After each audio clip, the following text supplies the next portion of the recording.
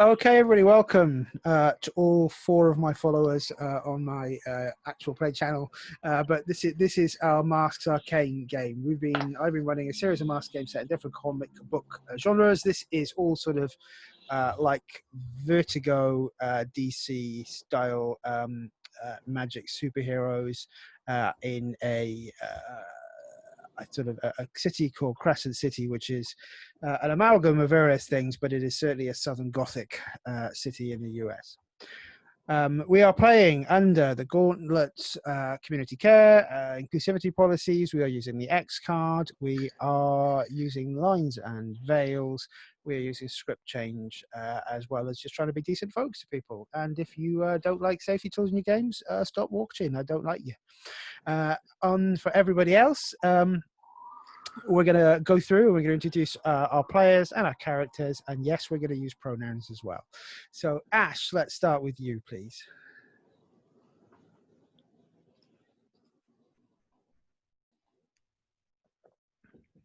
That's me, isn't it? It is. I go like, actually, I'll start with real players' names. I said I got reverse character keyboard just to give you two. But Andrea, who's playing Ash, do you want to go? Let's try that again. Hi, I'm Andrea. He, him. I play Ash Rodriguez, he, him, also known as Prometheus. He is the latest in a long line of legacies dedicated to protecting what they believe is the first flame, fire that has lit mankind since the dawn of time, from the things in the shadows. Excellent. And then we are going across to Leandro. Hi, name's Leandro, use he, him pronouns, and for this series of masks, I'm playing Bea Minerva, who is the Beacon, a scrappy, streetwise, would-be practitioner of the mystic arts with a love of ice cream sandwiches and a complete, fearless nerve that is driven to prove that she belongs in this weird, supernatural world of heroes and mystical stuff. Just because she's ordinary doesn't mean she can't be extraordinary, which is a terrible tagline. I'll probably crib that off something else that I'm not remembering at the moment, but that's her ethos. Thank you very much. Sabine? Yeah, hi, my name is Sabine. I use any pronouns. I am going to play Sai Laru, who uses they, them pronouns. Sai is the transformed playbook, and a few weeks ago they died. They don't know how. They don't know why, but they know that they came back following the sound of a violin, and now they're half a ghost and half something maybe else, who knows. They are a bit confused about everything, but they really would like to find out who killed them and why and what the violin music means. Excellent. And finally, in our group of heroes, we have David. Hi, yeah, my name's David. I use he, him pronouns, and this evening I am playing Rick Soto, who also uses he, him pronouns. Rick Soto goes by the superhero moniker of Shadow. He has a needlessly convoluted backstory that I won't go into full detail on now, but due to an unfortunate series of events, he has his dad, who he never knew, and was a psychic vampire, living in his head without him having yet become aware of that fact, or fully aware of that fact. As a result of his father, he has some control over psychic constructs, illusion type things, and some vitality draining and mind controlling powers. Though mostly at the minute he just sort of he relies mostly on his sort of illusionary skills. Excellent. So last time we played, Ash had gone home with documents and files stolen from Mr. Zinn and had a knock on the door. I believe that Rêve-nant had just run into the Meridian Witch, who is a trainee witch and the ex-girlfriend of Bea Minerva. And where did I leave? My brain has just gone dead. Where did I leave Rick and Bea? Because you'd gone and put Mr. Sin in the sanctum. Did we go anywhere after that? We were heading back to Bea's house. I Parents. can't remember if we actually. I don't think we actually got there, or we just resolved it off camera, one or the other. I don't remember. I don't think we did either. We never got back there and we did resolve it off camera yet. Okay. I think we ended with Bea going, seeing the text from one of her moms being like, all right, I gotta go back. And her being quite tipsy. Oh yes, you'd been drinking, and I emotionally blackmailed Bea. I remember now. Yes. So let's pick up with Ash to start with. This, as I say, young man, probably about same age as you, less burnt, carrying a sword, and he just asked to see your dad. Yeah, Sorry, he asked to granddad. see. Yeah, the person who was in the picture. So Picture of your grandfather. No, actually, I it would have been of your father, because I think it would have been I can't remember. I said no. Yeah, your grandfather. That's right. My notes there. And Ash had just tried to introduce himself to the boy.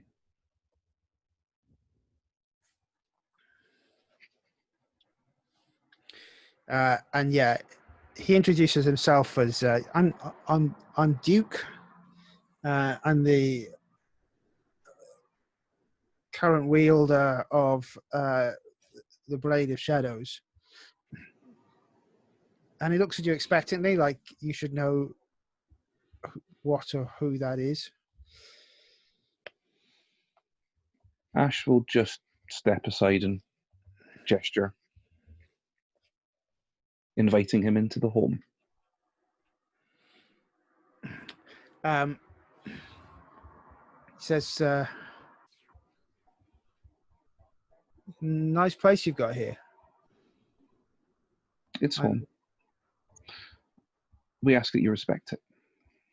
I'm not here to cause any sort of trouble. I'm looking for help.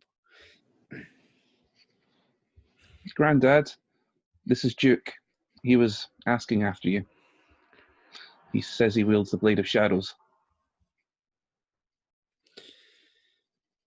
So your grandfather, who you got a beer, is now sort of, he's gone back to his chair and is watching the TV. And I think we know that he's been affected by the fire that is the source of your power. Yeah. He's like a little charred. When you can see him for what he really is, he's small, charred husk of a man, literally climbing onto life with the last embers that are left. Obviously, everyone apart from Ash in the legacy has divine beauty, so I assume he possibly has a way to conceal his appearance if need be.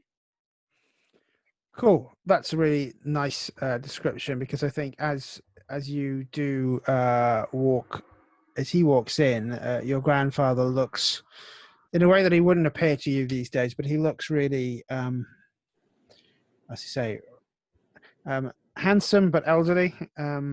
He's got that look and smiles, the smile of the sort of captures a fire with a twinkle in his eyes. And he goes, sort of stands and goes, "Well," said, "that's unbelievable. I never saw to see this. You here? I haven't seen a Shadow Knight for 3 generations." And Duke introduces himself and said, "Look, my father gives his regards and salutations, but he sent me here. We've been dealing with a clutch of vampires up the coast, and we believe that they've come here from Crescent City and the Emerald Court. And the editor's got that little note that says the Emerald Court are blood vampires. Are making a move. I've been sent here to take the head off their leader." Do you know who he is? Says, calls himself Bard. He's a mover and shaker in vampire society down here. I don't know what it is about this town that you let them take hold, but I'm here to sort them out in case this gets worse uptown. Well, we're currently on the tail of some action that's going on with the Obsidian Court. Guess it's going to be getting very busy here soon. Look, it sounds like this. And he sort of looks you up and down and says, so are you the wielder of the flame now? I've sworn myself to the flame.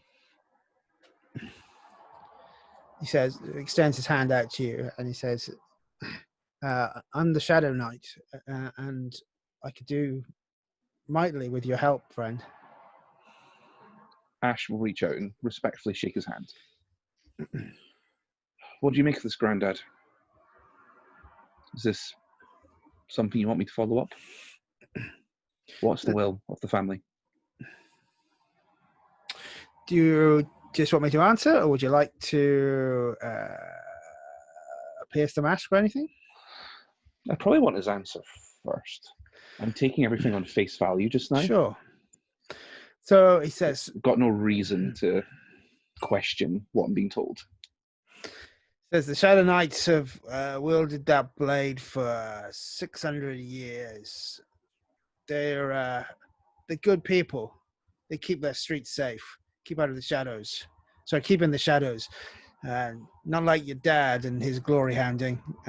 But you know, if he needs our help, we should help them. Okay. How long are you going to be here for? Till the job's done, or you have a deadline? He says until the job's done, and you can sort of see like he's got one of those sort of kit bags with probably his entire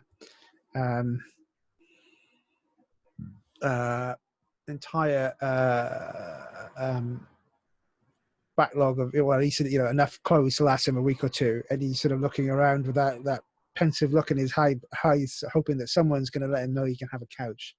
Yeah. Right. Grandad, is it okay if he stays here while we look into this? Sure, of course. In that case, you can have my room. I'm happy with a cot or the sofa. You don't have to give up your room, man. Please accept our hospitality. He said, "Wow, you city folk, you southern folk, your hospitality is the best." And unless you have a move you want to make, I'm going to cut that scene there.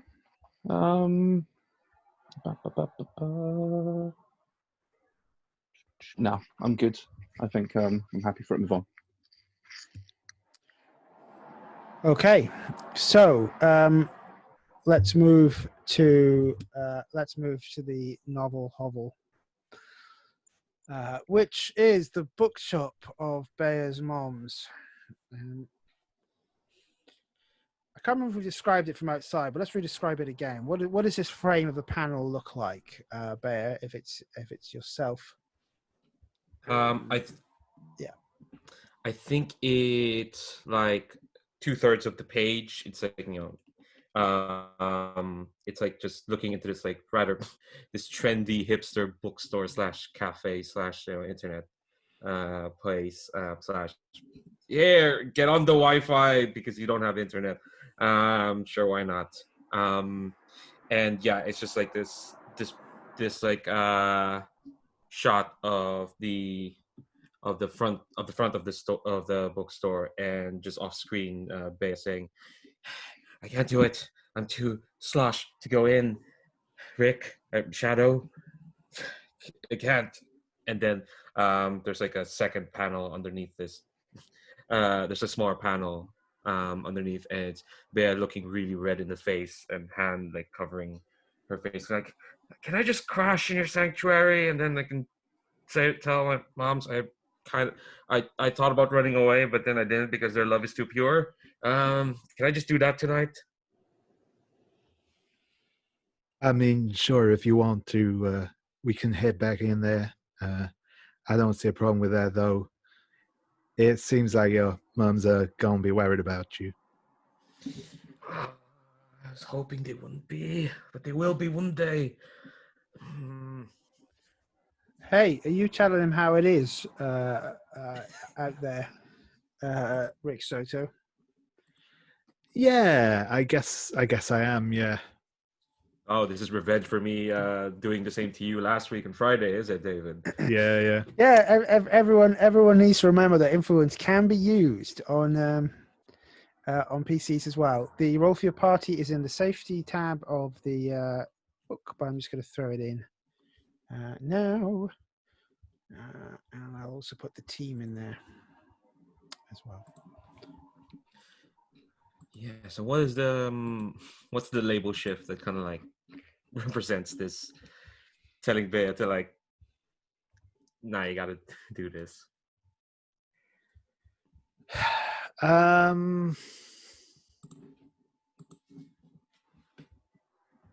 I'd say it's a tricky one to call because I think it's probably mundane up, because it's about those, that sort of link to your real life, your mundane life.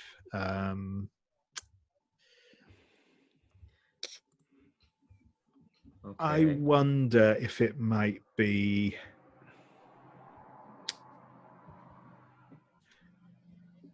I wonder if it might be like Freak Down, because Bear has somewhere to be and people that care for her and all that. Yeah, she's been sensitive about this in front of Rick, isn't she? Yeah, I think I'll accept that. I think like Bea like shoulders kind of like slump a bit because you're making a lot of sense. It's just I know, I care. It's just it's awkward with people caring so much about you, I guess. Sorry, this is her being really insensitive. I mean, I guess we can always try and sneak you in without them seeing, and hey, at least if they check in on you, they'll find you in your bed. Nah, they would no, they're not, they're smart. They would know I wasn't there the whole day. Look, well, you don't have to be witness to this. Like, thanks for getting me here. But I'm happy to come in with you if you want, but I'm not gonna lie, I'd rather not be there if you don't need me, because I mean, I suppose I might deflect a little fire off of you. The door creaks open, and you can see sitting across at the counter. The cup has been turned over, and you can see tea leaves in the bottom of one of the cups. And she says, one of your mothers says, "Oh, why don't you come on in for a cup of tea, Rick Soto? We always like to meet Bear's friends." Which of your mums is this most likely to be? this sounds like the one who's actually running the store, the business part of it, because the other one is a dream therapist. This is Marisol.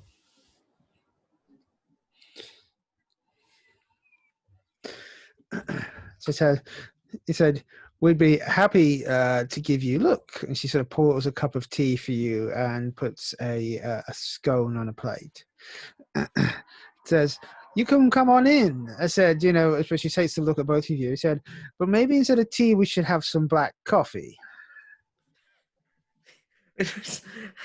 Well, there's no need. I'm sure Rick has a plethora of things to be doing right now. I don't even know if he likes black coffee. Well, not to say that you wouldn't be able to give him anything he wants. I mean, we got a cafe there. But Rick, you're I'm sure that a good friend like Rick Soto is not going to leave you for the trouble you're in, considering that they were part of the cause. So they are an adult, and they are going to use influence against you, Rick. Are you accepting or rejecting the influence? I think I'm probably going to accept. Then I am going to put your mundane to 0, and I'm going to put your danger to 1. Sure thing. And yeah, what say? Well, thank you for the offer, team, ma'am. I'd be happy to join you in a cub if it's not going to inconvenience you none. Not in the slightest. Said we were just going to discuss with Bea how, if she's old enough to drink, she's old enough to be working in the store 2 evenings a week. Well, am I?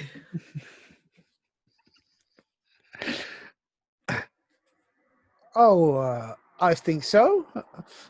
Don't you? I mean, yeah, yeah. I guess, yeah. It's tourist season.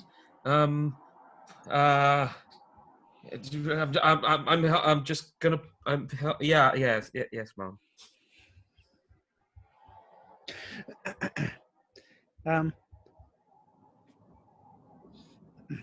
So tell me about yourself, Rick Soto. There's a shadow in your tea leaves that I can't quite figure out. Well, ma'am, I grew up here in Crescent City. I've been here all my life. Ain't got no family to speak of. I'm afraid. I'm just, I guess, looking to see what I'm going to do with my life.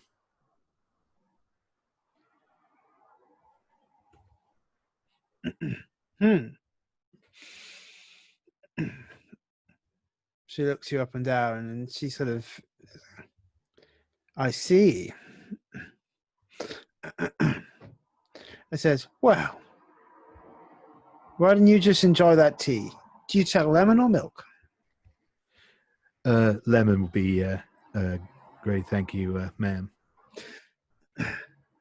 So she sits down and then looks at Bea and says, well, don't you work here now? Shouldn't you be getting the tea? She then realizes this is like the point where she should shut up and yeah, she'll go get the tea. Privately, she's thinking that if she got caught up with one of her friends, at least it's Rick. He said, and when you come back, we can talk about that ghost and dying god you're hanging around with as well.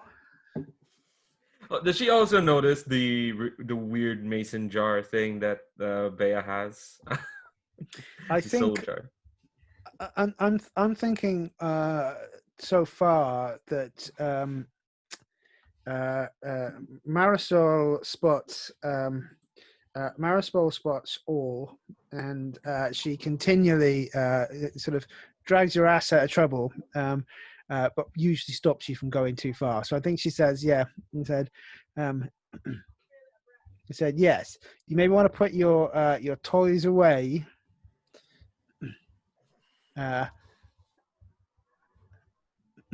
Clean up the shop, and then maybe your friends could come round for dinner one evening. Yes, Mom. I think she goes off and like that could have gone worse is what she's thinking. To which point the door opens and a vampire is standing in the doorway. But let's cut the scene on that one and see where Sai went, because Sai, you, I believe, chose to leave with the Meridian Witch. Yes, I did. Seemed like a good idea at the time. I don't remember why, but it did.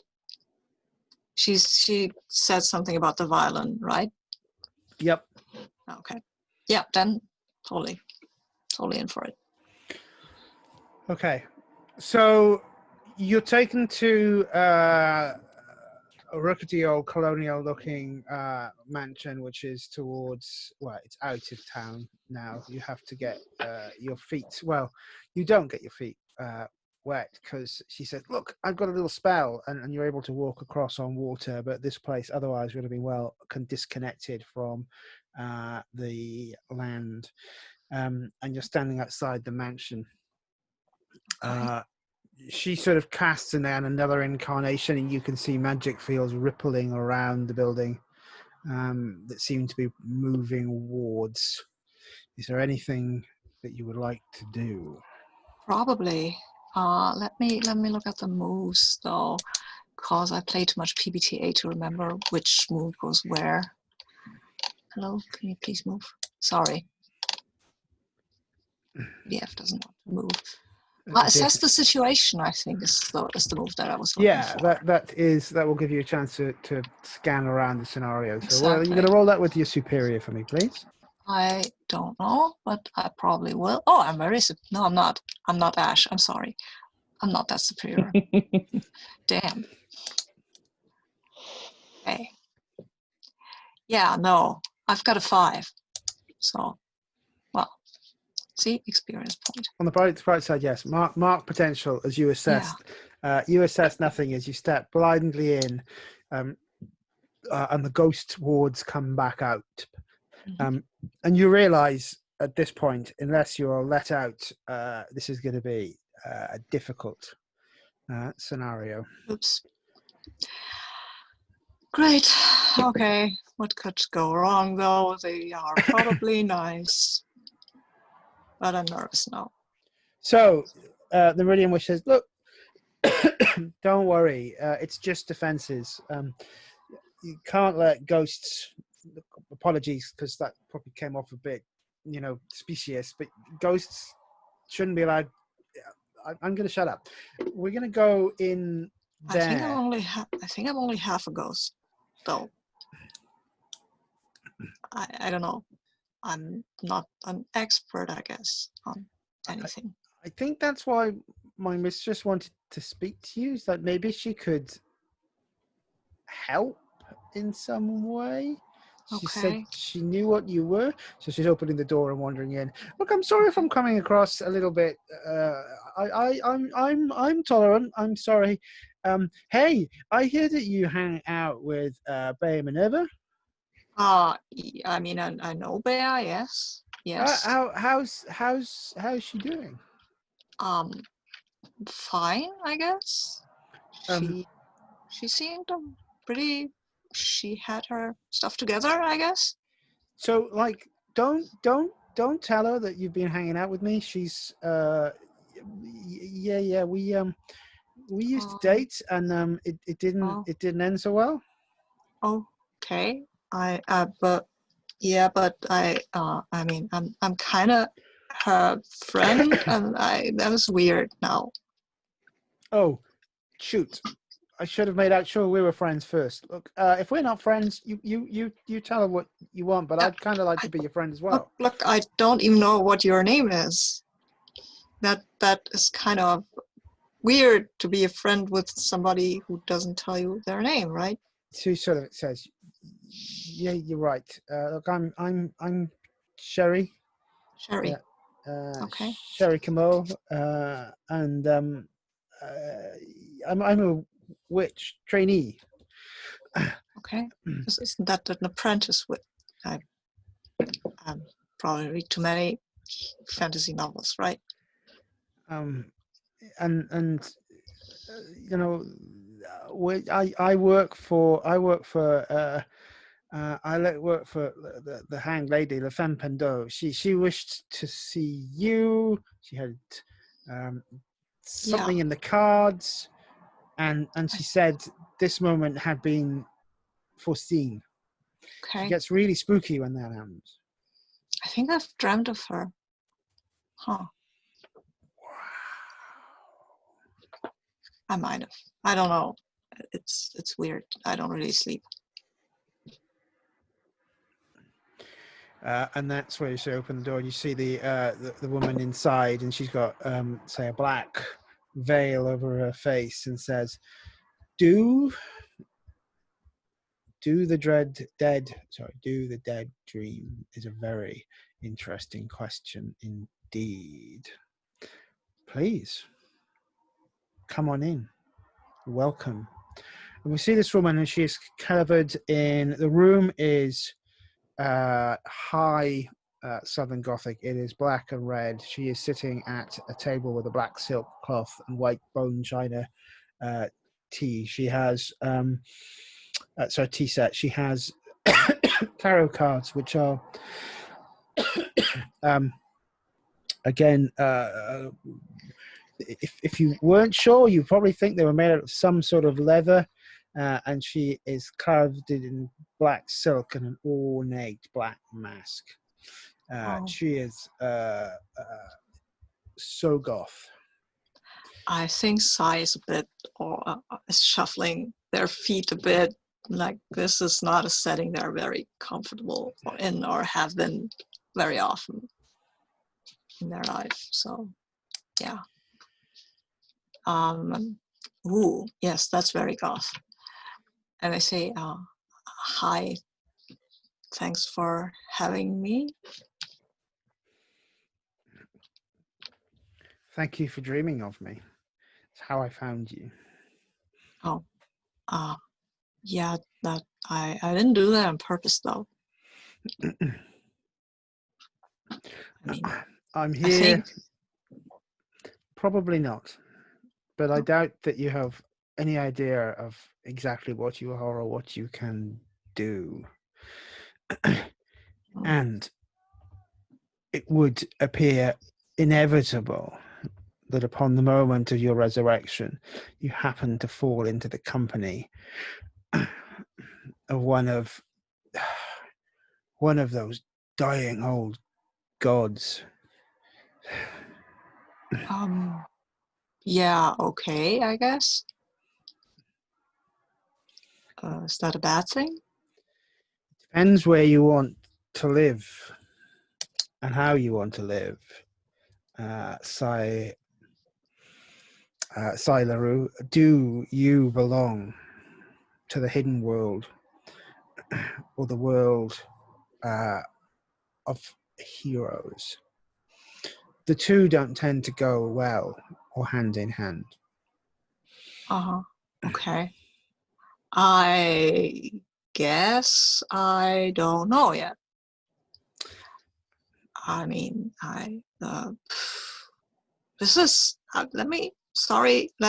have to be honest right now, yes? You see, this is a lot of, well, you sound like some sort of social worker, only in speaking riddles. Like, you have to be this or that, and I have no idea what that means. That is the most eloquent description of a wizard or a witch that I have ever heard. Okay. You were murdered by someone extremely dangerous, and it is extremely rare that you should rise again, but rise with so much power that you could resist the spell. You should have ended up in a jar and been used as fuel to reawaken the Obsidian Prince. Is that the skeleton guy? The Obsidian Prince? No, probably not, right? That doesn't fit it. He wasn't made of obsidian. I would ask your friend the Shadow about obsidian. The Shadow? Yes, of course, the Shadow. I mean, yeah, I will. And then I remember that he had told me something about it, but I will not tell her that.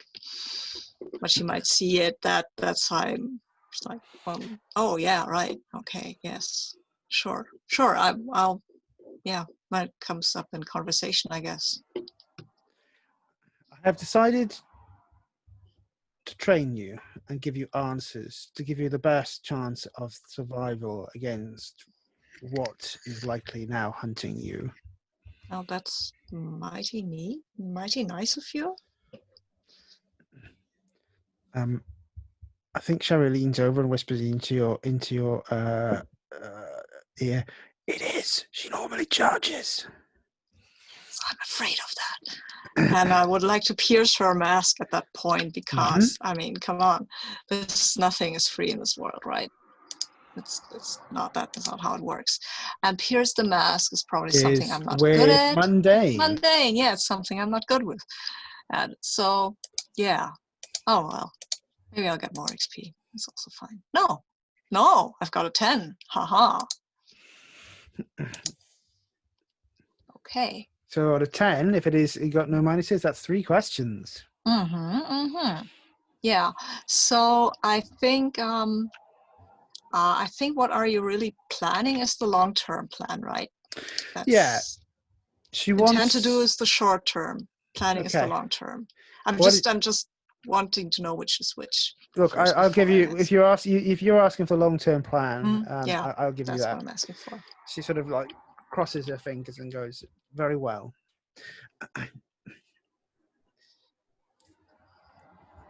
Your friend that you travel with, the one made of fire, his father made a poor decision and came out of the hidden world and into the light. And now that child carries the mark. I would like to ensure that you make better decisions and don't listen to heroes. Heroes doesn't really sound like that's a bad thing, though. I'm just asking. One can be just, but you can be just from the shadows. Okay. What do you want me to do? Ultimately, I would like you to make your own choices, but I would like you to do that as inform the decision away as it possibly can be. Hence my desire to support you and train you. Okay, I guess. I would have one question left, I think. Yes, you do. Is there a way? No. What? You said you know who murdered me. Will you tell me who that was? Or when will you tell me? I mean, I'm guessing that's not free. I can tell you their name, but telling you what or who they are is not something yet I know. Fair enough. And she also tips out her teacup and swirls the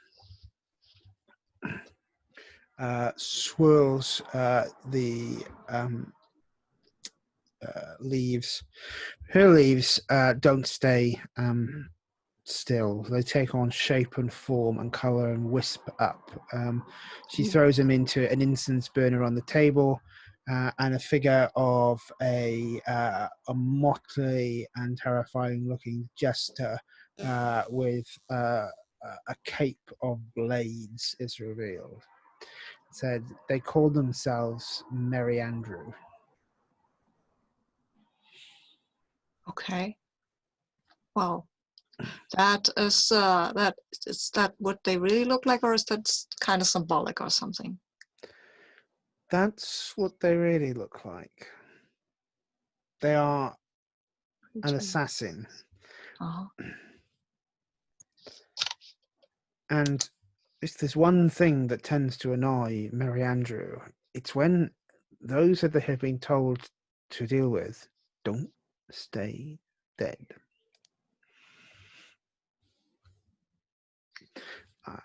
unless you've got any move you want to make, I'm going to turn the page on that one because. Oh yeah, that's I like that. That's a perfect ending. Let's move on and give the characters a chance to come back together. I think at this point, would anyone like to frame a scene of you're likely or how you're likely to come back together? Does anyone want to achieve anything individually? Ash? Ash wants to get in touch with Rick and Bea.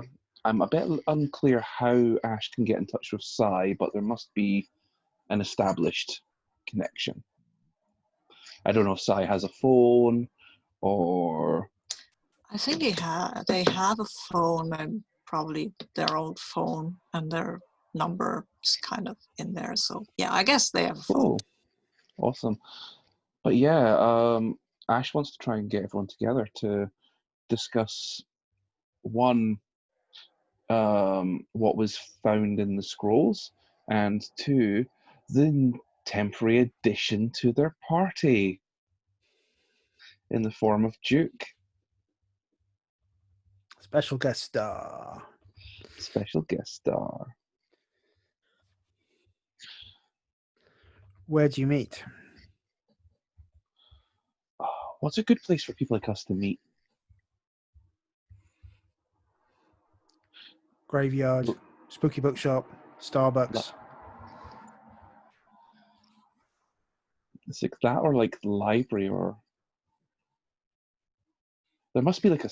I don't know. I'm thinking maybe, unless you want something super atmospheric, study room at town library.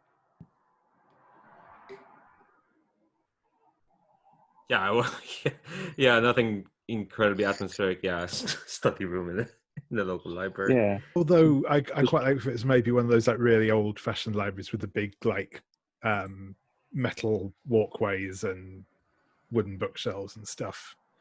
Oh yeah. It's got a Ghostbustery feel to it, right? Yeah.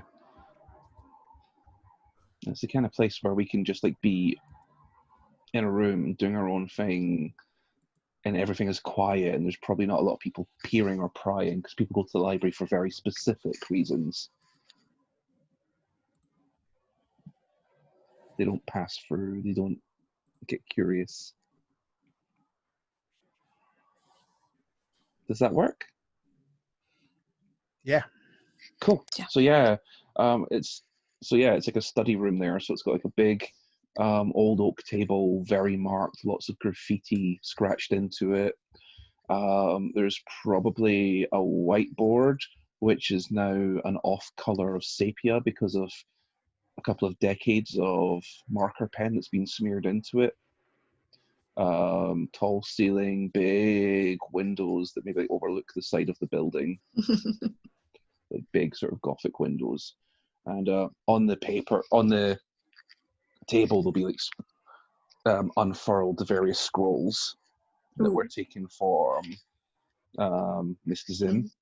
And Yes. I guess Ash is probably like leaning over, sort of like straightening things out and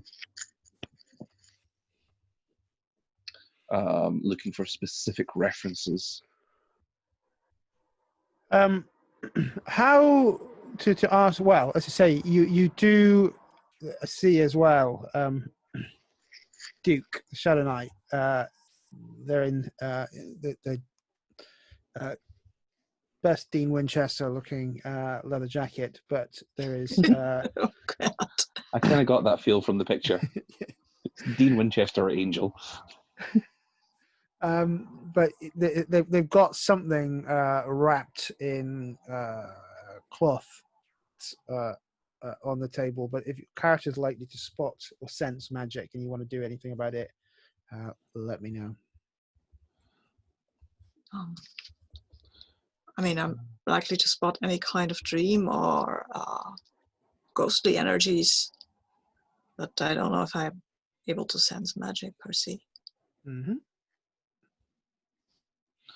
Or is anyone reacting to the strange guy who no one's ever seen before on the table? Yes. Probably, yeah. I was gonna ask, did we resolve that vampire walking into the novel hovel? I was being probably flippant at that point. I'll leave the vampires till later. Okay, cool. Just wondering, because like, wait, Psych.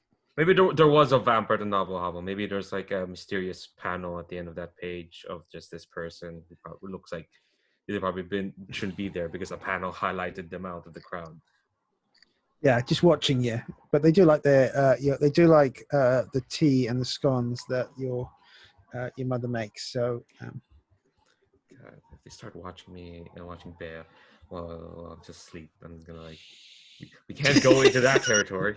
yeah, but I think this is probably like the following day, right? Where you've Yeah. probably got both. I don't know. Maybe this is magic wine that gives you no hangovers. No, her mom makes great tea. That Mhm. helps. But she's still like a bit wary and uneasy, and also kind of like, it's not the way I wanted and my friends to to be in my life like that. But yeah, unless any formal introductions were made, she will just kind of like raise an eyebrow at Duke there, and just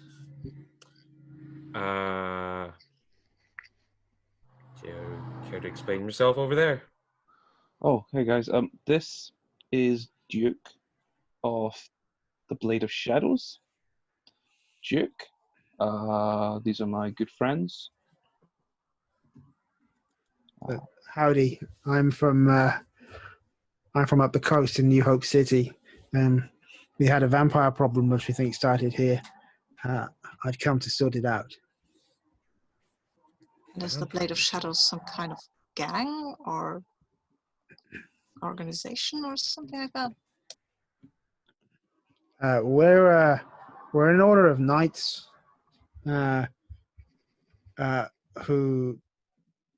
sort of, if you listen to the legends, we sort of killed a demon and took the sword during the time of Charlemagne, and we wielded it against evil in the world ever since.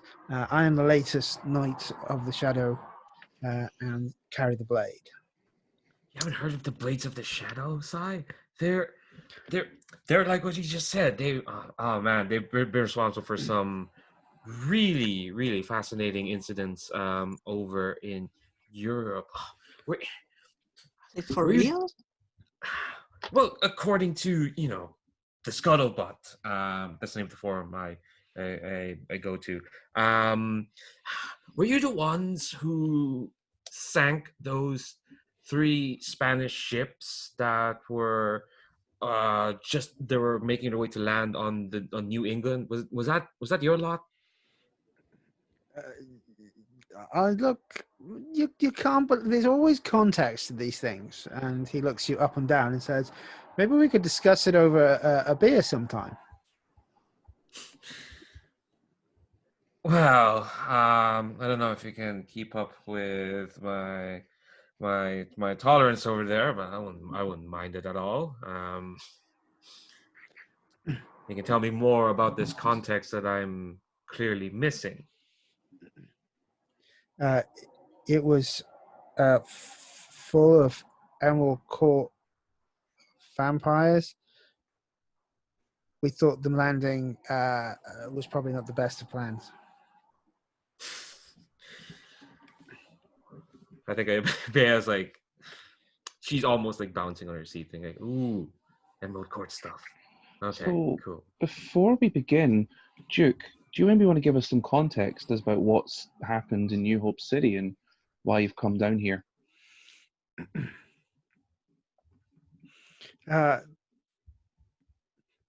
There was a new nest of vampires, and we just don't let them into the sea. And they started trying to turn people and make their home there. And when we managed to deal with them, it seemed that I don't know what you call them. I think they call themselves like the first line, the princes, the bishops. Depends how you hear, but they're down here and they're sending vampire cells out to other cities it's okay if you decide you want them in your town, but we don't want them in ours. So Yeah. So you've been charged to destroy the head of the Emerald Court. yep.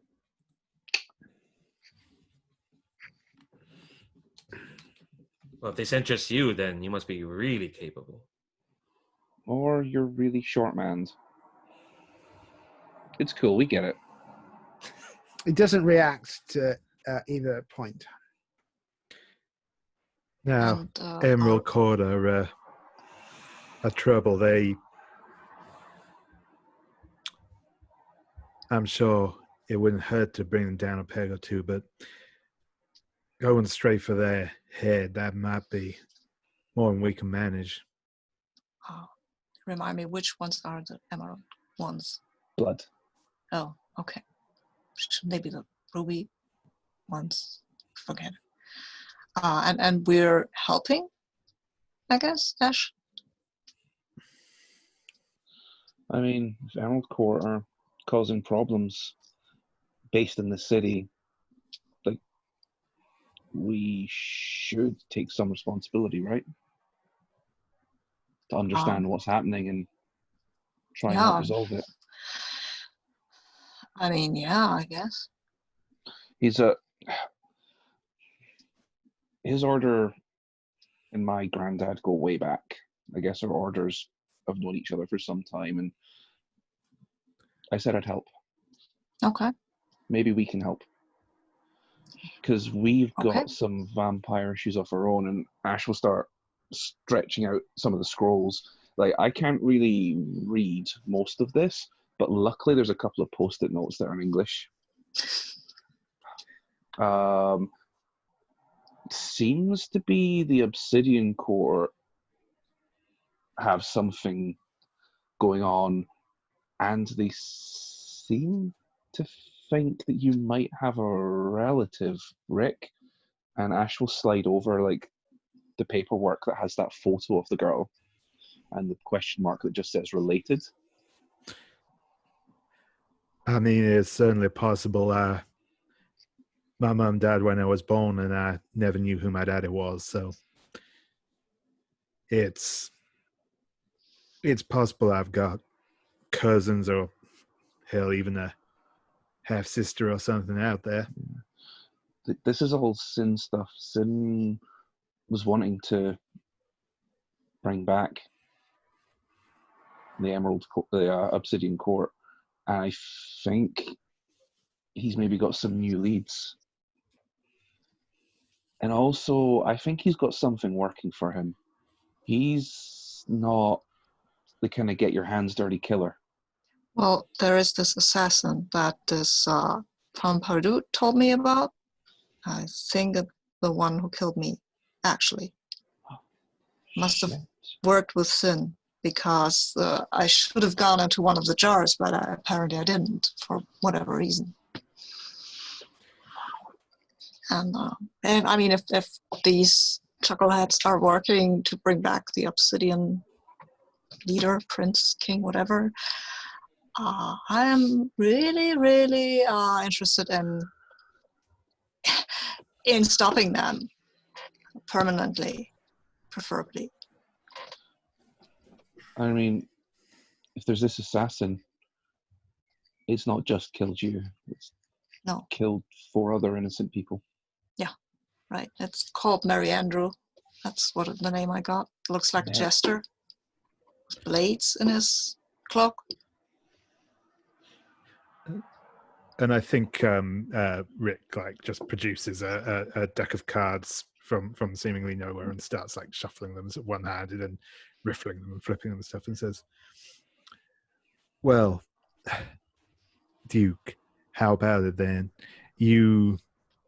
We'll help you with your Emerald Core problem, and maybe you give us a hand tracking down this here assassin." He puts his hand on the wrapped sword on the table, says, "Awesome. Like some It's like some spooky Knights of the Round Table. Let's do this shit. Hell yeah. Hell yeah. All for one and one for all, and all there. So, what do we actually do? We got a lot of bits of puzzle here. How we stick them together? I think Mary Andrew sounds like the first big lead. Yeah, but wouldn't we start with the Emerald Court? Because from what I've seen, heard you talk about, they're a bit more exposed. So I think Duke smiles and pulls something which has got some blood spatter out of his pocket and says, "I got a suggestion. It's in a few nights' time, but any all been to a vampire ball?" And he throws down an invite onto the table, which has been splattered with blood, and smiles. What's a I vampire can't. ball? I can't say my social circles have much in the way of balls going on. And it says, "Well, we need to get ourselves some tuxedos." And I think at that point we'll take our first break for about 10 minutes. We'll come back about 10 to the hour. Okay. So after the Shadow Knight presents you with the invite, which tells you that in 2 nights' time there will be a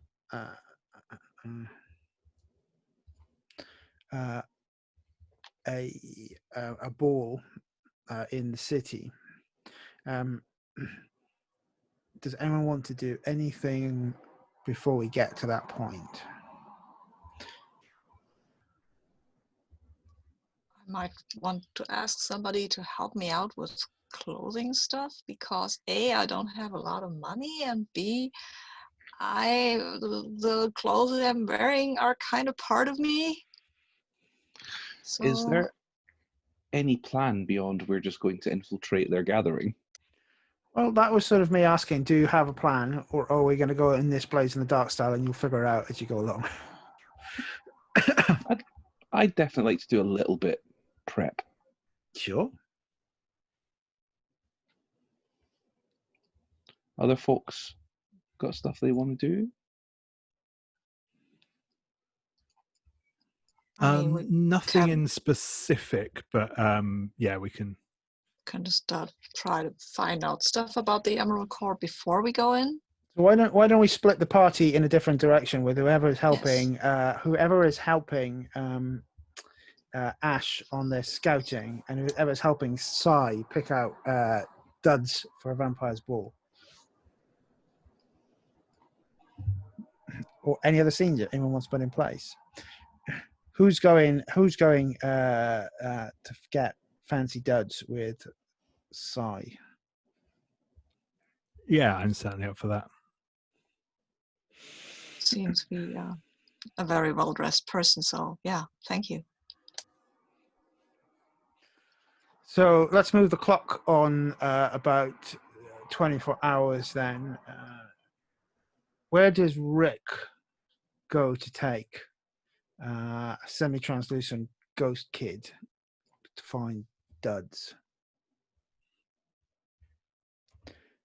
Yeah, it's probably going to be basically like charity shops, second-hand clothes places, vintage shops, that sort of thing. At least at the outset. And yeah, see how things go. So yeah, I think maybe like a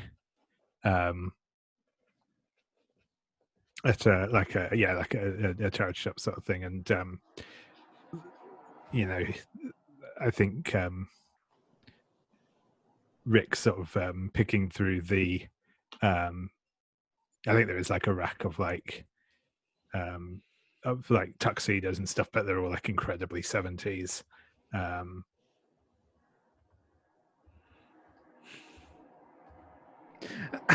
So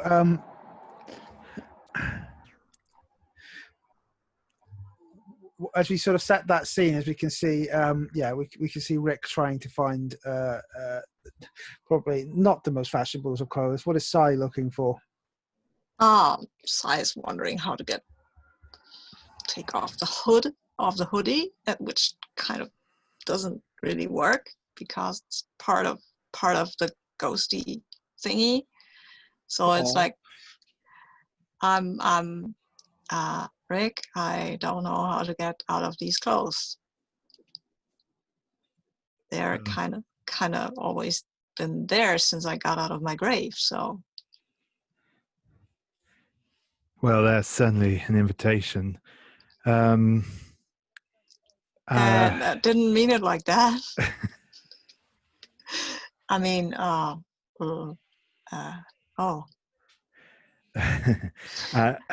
that's a good question, though. I can't say is it something I've had to do before. I've not had much dealings with ghosts, I suppose, since yeah. You know what? Neither did I. Yeah. I think I don't know. I don't remember. So. I mean, I guess we could find something with a hat to go with it, but okay. Or I could, and I think he's going to kind of,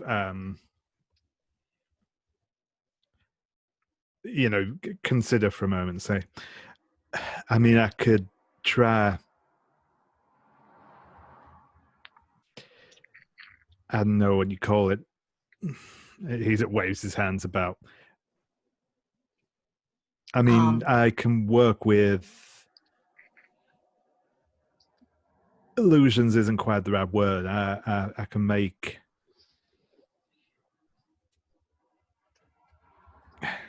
the things I make are kind of spectral. I suppose I could see if I can do something like that with what you're wearing, but yeah.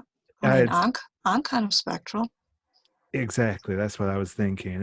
It's like, I don't know if it'll work, and I don't know if it'll hurt, I guess, but I can certainly try.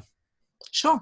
I think that seems like a better idea than me wearing this weird flare trousers tuxedo with the ruffles. Yeah, there's some pretty funky stuff back in my place, but yeah, even that's tame in comparison with this. He sort of puts like a kind of bright orange tuxedo with like lapels out to here, back up. And says, "Shall we head into a changing room, I guess, and see if we can't see what happens." Yeah. I'm sorry I can't be more No, it's fine. It's thank you for helping me out. I'm feeling like total noob in all this whole, supernatural kind of stuff. I don't think I was into that before I died. And now there's vampires and witches and I don't know, knights, I guess. Yeah, it was a shock for me as well. I kind of fell into the whole thing when I found out what I can do, but yeah, it's not the kind of thing they teach you about in school. I guess not. No. I think Bea knows me, but I don't know. Don't know how to ask her for stuff like that. I should know, right? It's weird. Well, anyway. So how are you going to deal with this, Rick? Are you going to unleash your powers, or like mark a point on your doom track to wield your powers? Ooh, I'm gonna have a quick look at wield your powers. I can never remember how that one works. You roll with freak, but yeah, you can take hold of something vulnerable, create something useful from your environment. You can go Ooh. full on fairy godmother. Yeah, Unleash your awesome. powers. Oh yeah.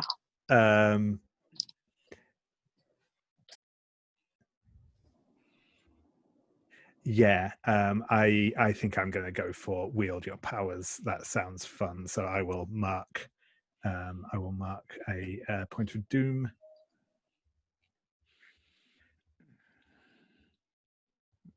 I take great pleasure in reminding doomed players they must mark their doom. Yeah, if I can find out where I keep track of that. You've Anyway. got Yes, it there we go. underneath your abilities and powers. And yeah, I will roll. My freak is pretty good at the minute. So I opened dice roll already, but obviously not. We share it if you want. Yeah, please, if you could. Yeah, no problem. We're in partially assured cardinal. Excellent.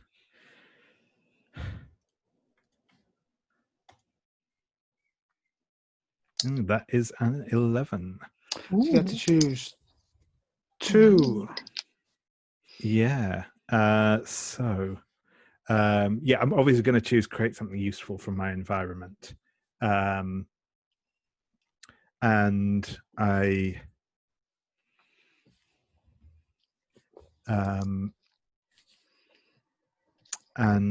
yeah, and I think if you want to choose it twice to clothe both of you, I'm happy to do that within this context. The other two don't have as much value, right? Unless you've got something clever you want to do. Yeah, no, that's cool. Yeah, I was going to say I can't think of anything for either of the other two. So yeah, I think that in fact, I think the way round that he will do it is first he will he'll sort of strip down and create like a suit of clothes for himself, so he kind of gets the shape of it and the feel for it. And then he will kind of reach out. And I think actually maybe what he does is he actually crafts like the suit in a similar way, so it is kind of separate. And I think then he's going to kind of reach out, and I think he is able to like pull back the hood and like loosen the hoodie sort of thing. I think you should be able to get out of that now and change if you want. I can step outside if you'd rather. I mean, I guess I'd rather, yeah. I mean, that's okay.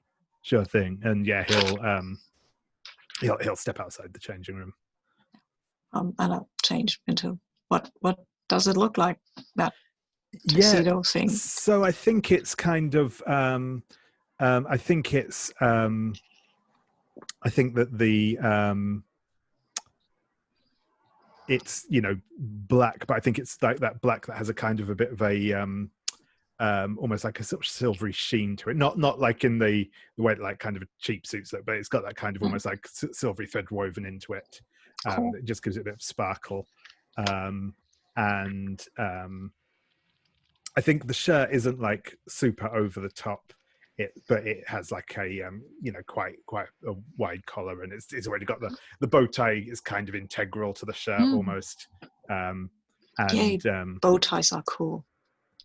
And I think Rick's is very similar, though. I think that he still has one of his kind of trademark frilly shirts on underneath it.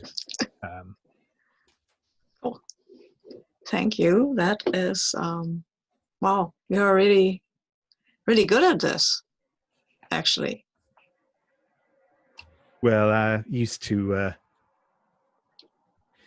read a lot of magazines in waiting rooms as a way of find somewhere off the street sometimes. So Oh.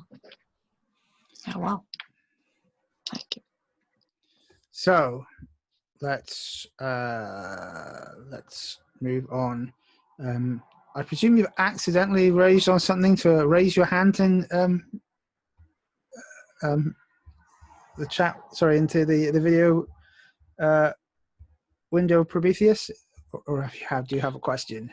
No, that's been on the entire time I've been in this Just room. high-fiving me. Don't worry, I'm just taking it off. It's all good. And I don't even know how to put it on or off. It's all done. It's removed. So where do we frame the scene, or where do we see Bea and Ash? Okay, so hopefully Bea maybe has a better plan, but Ash was just going to try and Google the shit out of this event and the venue to try and understand a bit more about where it is, what's happening, etc. So I was going to suggest maybe the internet cafe stroke bookshop. That is a central point. But maybe Bea has a better plan, so Ash is open. Not really. Because outside of like scouting the actual venue itself, which is probably risky because we're not tip our hand too much. Not to call back to Twilight again, in terms of Googling vampires. But unless you Ash want to meet Bea's moms, I guess. And Bea's working as well, probably. There's maybe like a day where like she can't get out of the bookstore.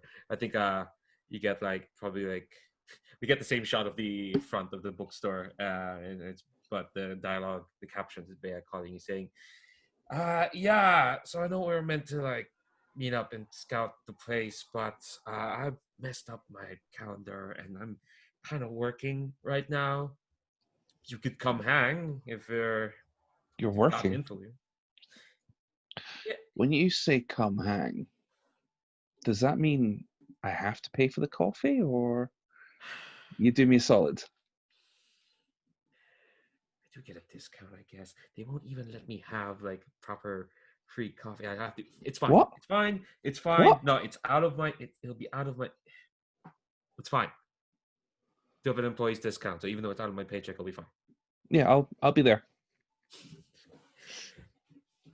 Yeah. So I think like then just gonna shut up Ash on a computer booth. No, it's not really a booth. I think all the computers are like open. There's not like dividers. Unless you want to.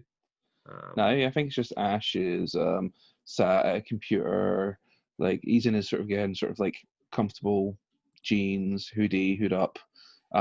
He's probably got his burn mask on. Just he sometimes likes to wear that out and about to conceal himself a little bit. I think. Go ahead. Yeah, and he is just googling the hell out of life's problems. This an assess? Oh, sorry. So the ball is being held at the House of Brawl, which is a colonial Gothic mansion in the French quarter of the city. I'd like to try and figure out who owns it. Then you definitely need to assess the situation. Make that an assess roll? Cool. Yes, so that's please. A superior roll. Okay, the dice say 8, and my superior says I am better than Yao. 10. Dun, dun. So you can ask 2 questions from the list or something that you feel is suitable. So I'd like to know who like owns this mansion.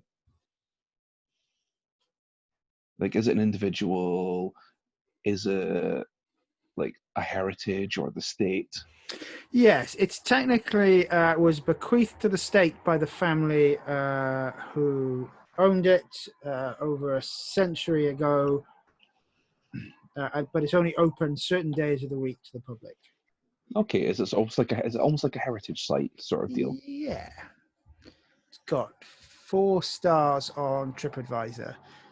Quite a few 1-star reviews going, yeah, I went and I lost my sister. Hung out, arrived for lunch, didn't leave till tea time. No idea what happened.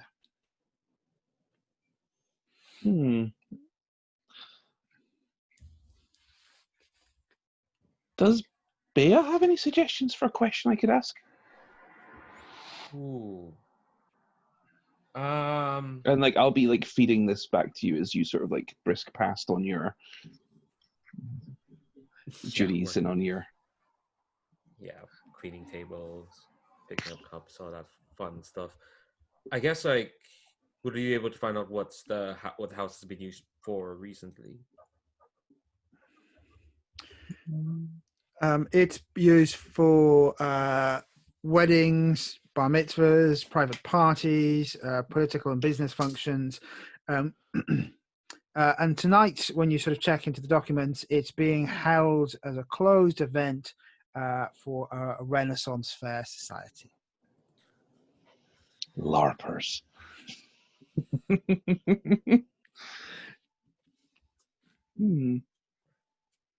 Like, there's a moment where like Bear like sidles up like next to you, looking at what you Google, and just says like, "You fought many vampires, Ash?"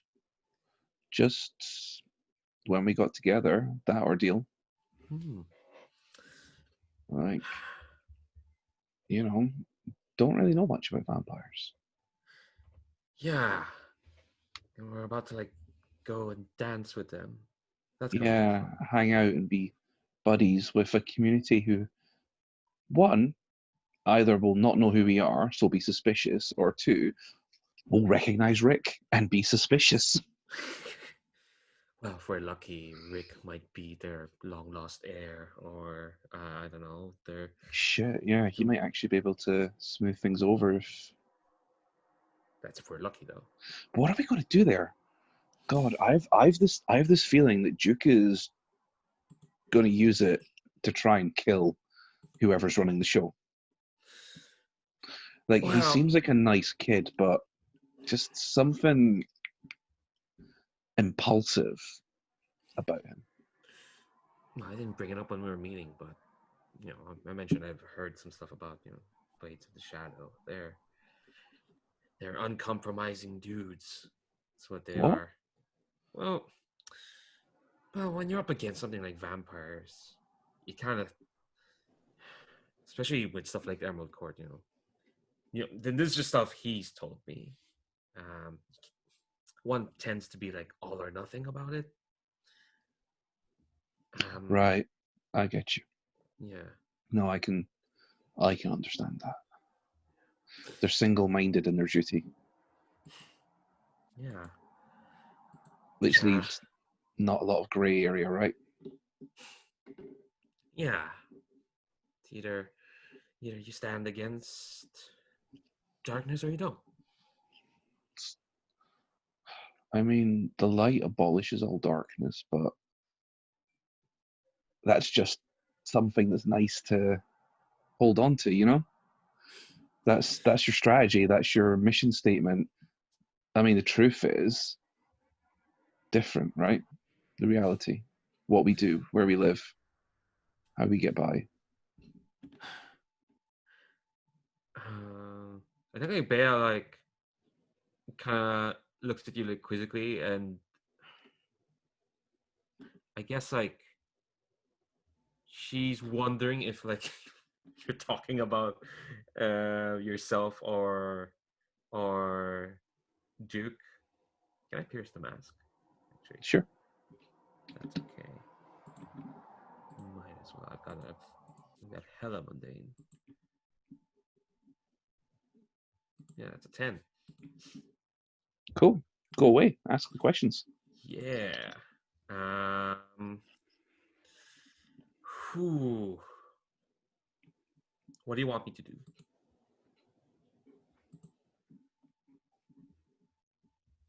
It's like right now, like you're talking Yeah. about like principles I- being tested, and Bea's just like, I think that's more of an aside. I think in reality, Ash kind of wants Bea to help keep this grounded mhm, and an actual reconnaissance and not just a murder party.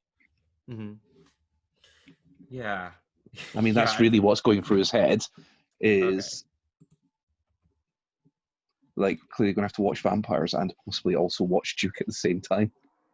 Yeah, yeah. I think Bea like kind of like just get that and say like, yeah. I mean, I get you. You create principles like that. They kind of have to be flexible. Otherwise, yeah, you just You aspire, you don't ever really, it's good in theory. yeah. Well, theory doesn't really bore out in practice, does it? Yeah, you got another question, by the way. Yeah. Let's see. Oh, I have 3 questions. Jesus. Jesus, we'll be here all day. Don't Yeah, ask what do you it. You don't have to. It's like we an don't interview. have to. I do want to know, like, what do you like in? I guess, like, actually, your answer kind of answers my first question. Was like, do you trust Bea? But I guess, yeah, if you're counting on her to ground all of this, then you absolutely do. Yeah, absolutely. Yeah. I guess, yeah. Well, what do you intend to do if Duke does kind of like doesn't go doesn't do as we would like? I guess I think the way she phrased it is Yeah. like, okay, I mean, I know we're there to like, just figure out the lay of the land, figure out what's happening here in Crescent City. I'm fine with that. It's probably preferable to anything else. It's just what if, Duke's preferences are different from anyone else's. If the reconnaissance is compromised, like I think our number one priority needs to be getting out of there safe. All of us. Okay. That may or may not include Duke, depending on where he's going at the time. Okay. But you guys, like all of you, are my first real concern in there. Okay. Ooh, I might have a. Then again, Would you be partial to testing out the teleportation spell? What? Oh, what you said, we need to get out of there. I was just thinking, I'm gonna turn the page on that and let's figure out if that happened. If that happened at some other point, we'll do it as a flashback, right? It's far more interesting. I just think what is enough. Turn the page. It was like the coffee just kind of like splooshes a little. let's marshal outside the House of Brawl, which is, as I say, it is a colonial Gothic mansion on a long, winding road. We are in the height of summer, so the trees are full with flower and the smell of apple blossom and honeysuckle. You've noted for a while long and expensive black cars, primarily sort of pulling in, dropping people off and leaving. It's busy in there.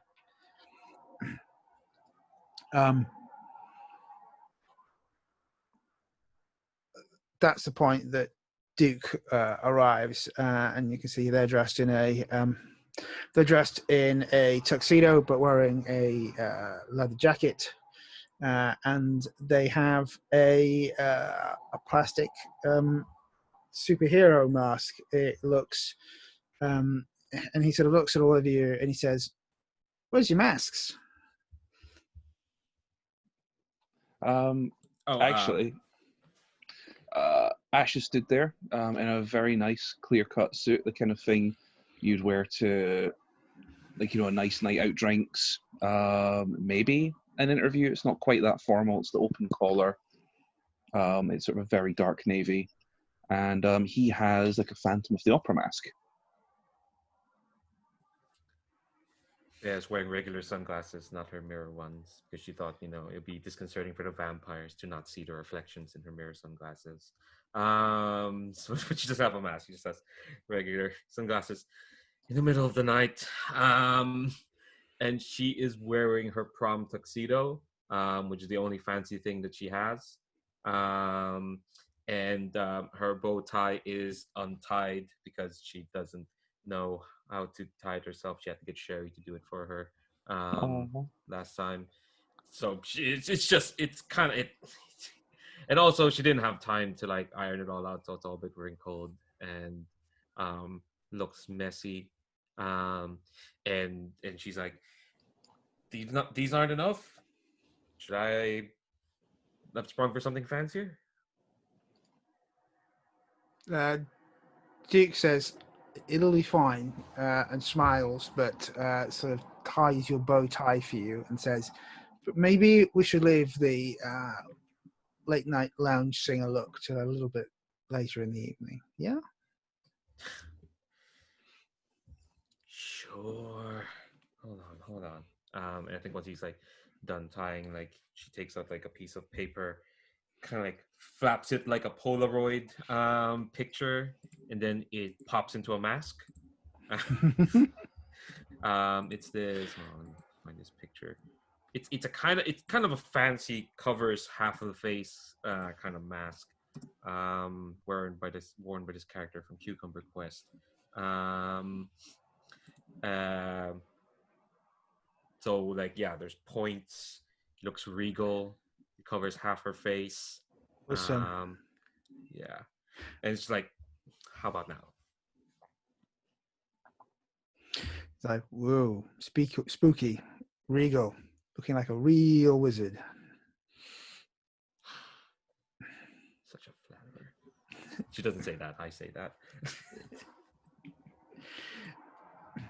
Thought bubbles. Okay.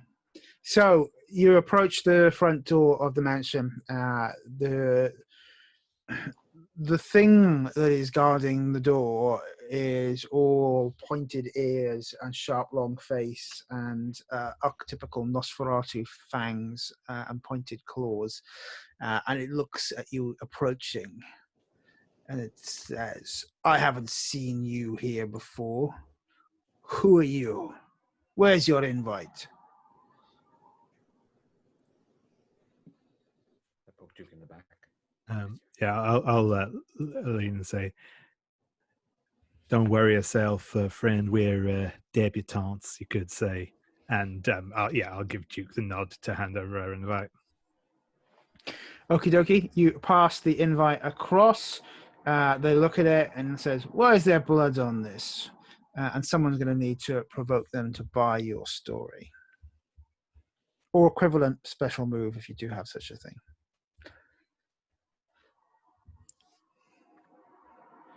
I think that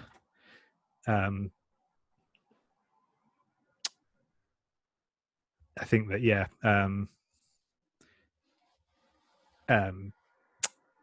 Sorry, completely lost my my train of thought there. I think So Rick will put a hand on Duke's shoulder and just lean in next to him and grin and say, "What can I say? Our boy here is a messy eater." So please roll plus superior.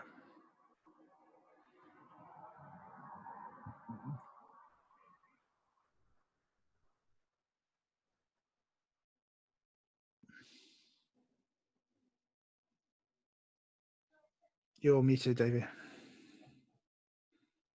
So I am. I apparently have a -1 superior, but that is still a 10. Wow.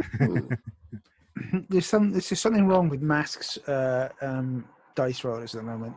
Keep helping people, but that's good. Okay. He looks at it and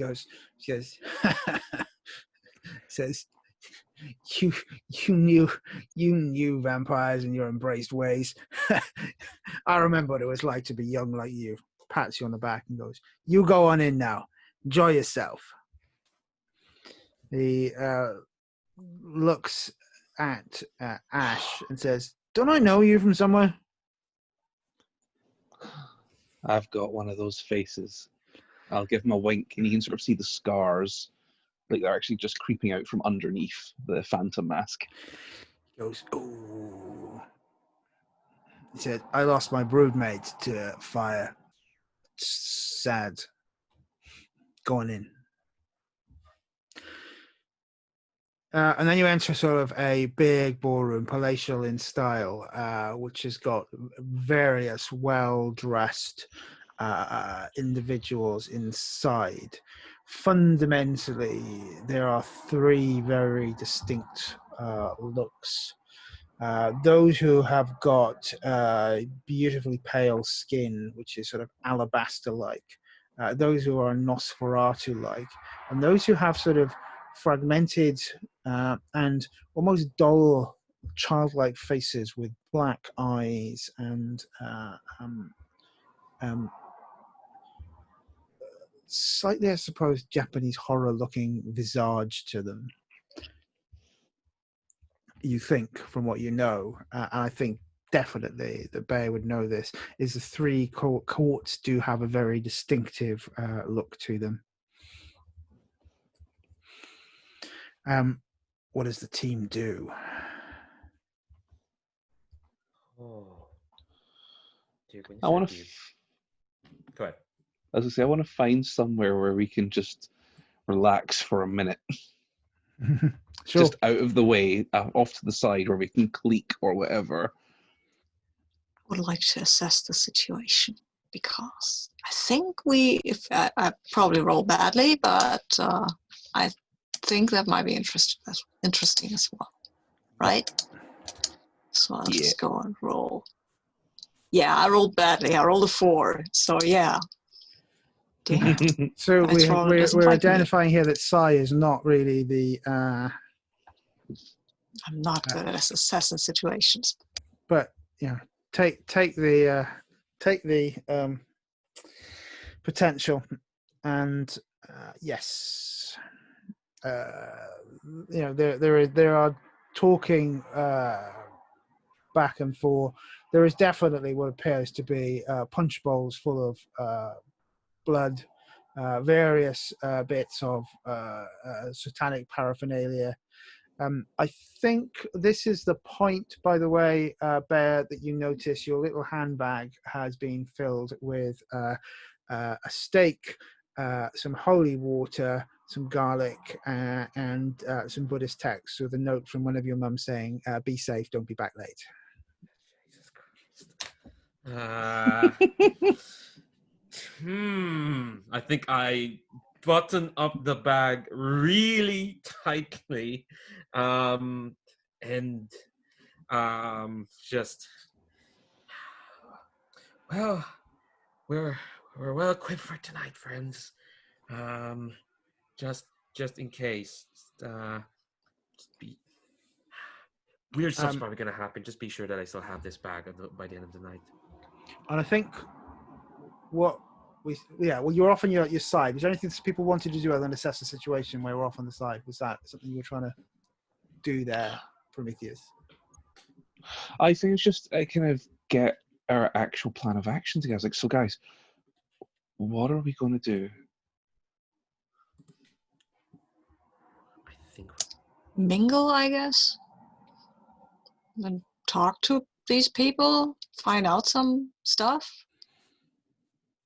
at least we should get some basic info learned by them tonight, like who's leading the courts, and maybe what are they doing here in the city. Let's just gather information, right? Yeah. Okay. Thanks. Yeah. Just gotta. We'll be fine. Yeah, we'll be fine. Doesn't seem like we're this is more of a social gathering, I think. So should be fine. Duke says, and as soon as we cut our hand, put our eyes on bars, we get them, right? Take the head straight off, straight to the heart, turn this place, and make sure they never make that mistake again. You notice that we are a little bit outnumbered. Yeah, we're in their territory right now, so we play it carefully. Jeez, guys, I thought we were gonna do justice tonight. We're doing smart justice. Just We're what doing- is justice in your mind? Oh gosh. Sort of points around and goes, killing these blood-sucking bastards. I think not all of them are blood-sucking bastards, though. Okay, so that's what you believe justice is just killing monsters. Has nothing to do with big pictures, keeping people safe, stopping nests spreading through other cities, finding causes, understanding reasons, motives. Is this your first soiree? Screw you. And Ash Yeah, go on. is just going to look at him slightly accusingly. He says, I don't answer to you, and he's gonna walk away. Do you want to go and get yourself killed just like that, or is there a bigger plan here? He's gonna go, I'm gonna get some damn vengeance, and stalks away. Don't even know what vengeance means. I would like to try and pierce the mask. Yep. It'd be a mundane roll. I do not mundane very well. What do my dice say? Oh. That's a total of 4. I'll have my potential. So yeah, I think he moves quite quickly and is sort of into the crowd, and the only way you'll be able to stop him now is by making a bit of a disturbance. Would rather not. And I think that's the point where we see, and it would have been the picture of the lady I put forward for the Obsidian Court. She sort of comes to the top of the stairs and is looking down, and I think she sort of lays eyes on the shadow, and sort of it's sort of your eyes click, and it's a little bit like that scene from Batman Returns where sort of Selena Kyle and Bruce Wayne see each other and figure it out in the ball for the first time. Same songs playing, perhaps even Susie the Banshee the band, right? But really at that point you can sort of look upon it, and it's the picture that Ash had earlier on, but your eyes are drawn to her and you know there is a connection. Just one question: is that the same woman as the Meridian Witches mistress? No. Okay.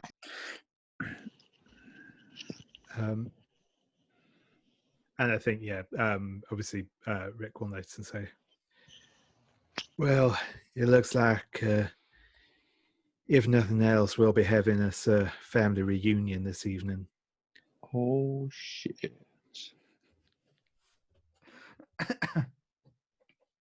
Well, if she's anything like you, then she'd be a blast to talk to. Cool.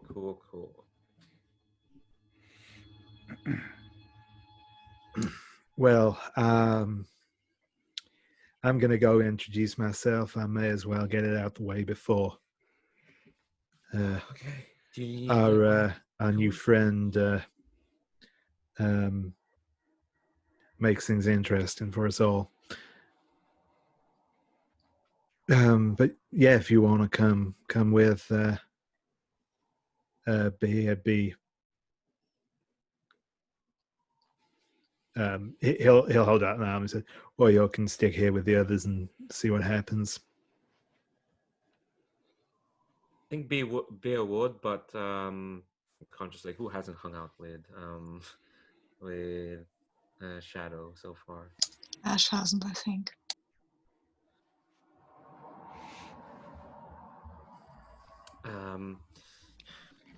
I think like Bea says, and it's like, actually, what? actually, maybe I should go after Duke. He wouldn't want to talk to you. Points at Ash. We gotta make sure he doesn't do anything silly. Do you mind if, like, the two of you, points at Ash and Rick, do this family reunion thing, and then perhaps me and Sai can tour the dance floor, so to speak. Yeah, see what that that vengeful person is up to, and maybe mingle with some of these guys. Maybe if there's a dance floor, then there should be dancing, right?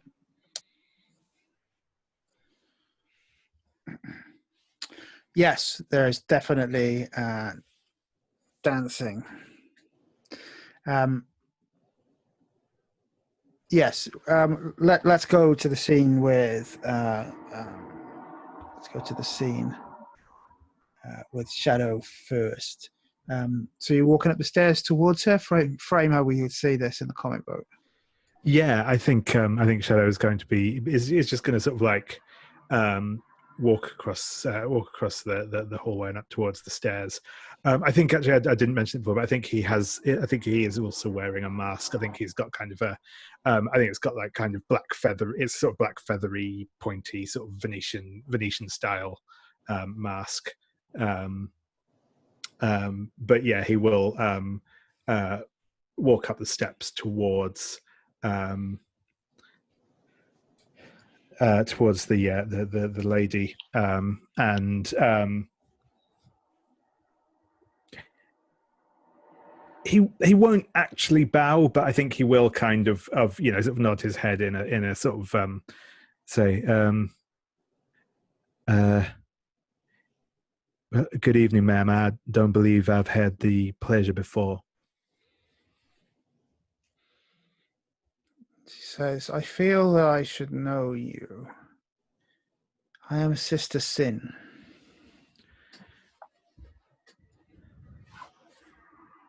I see.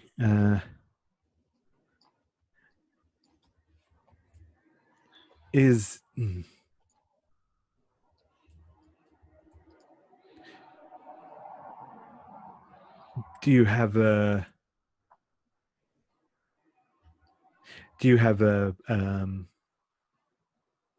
relative who's kinda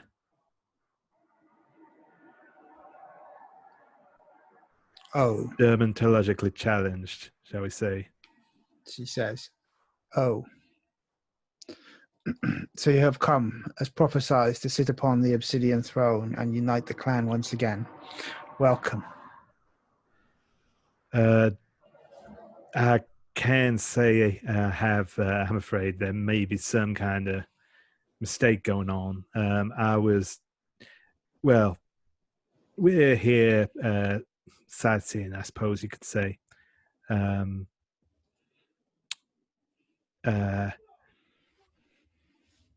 They call me Shadow. And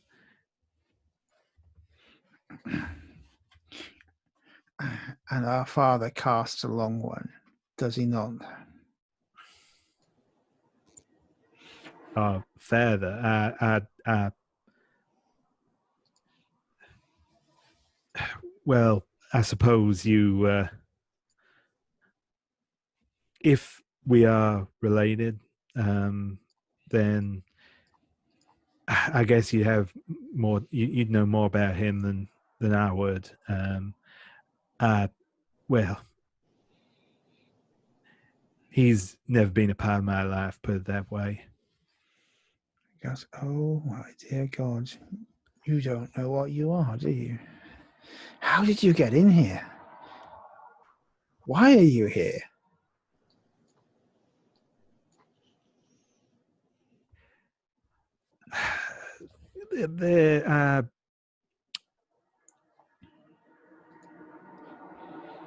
I was here with an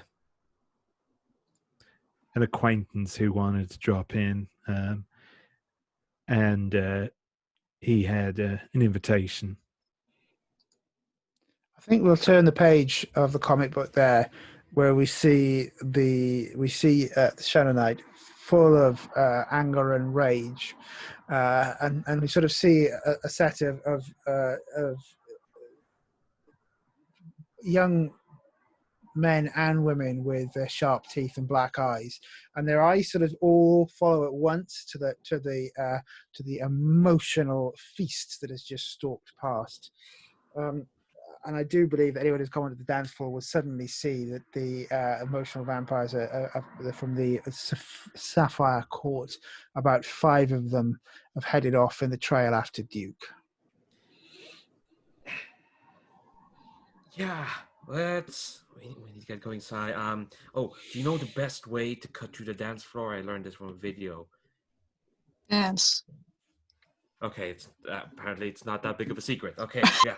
I mean, it's kind of obvious. But if you're asking me to dance, then sure, let's do that. Yeah, well, maybe some other time we can like dance properly, but now we gotta go dance our way to him. Yeah, we dance our way to him. That's a good idea. Let's get into the middle of this.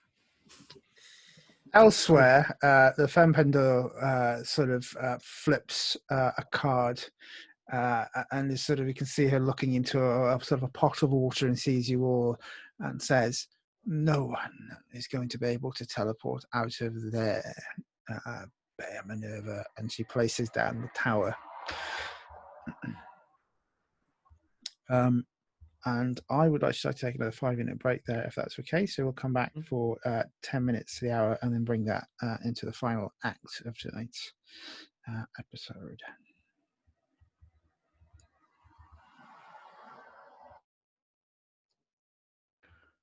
Okay, so while they've chased after on the dance floor, what was Prometheus doing?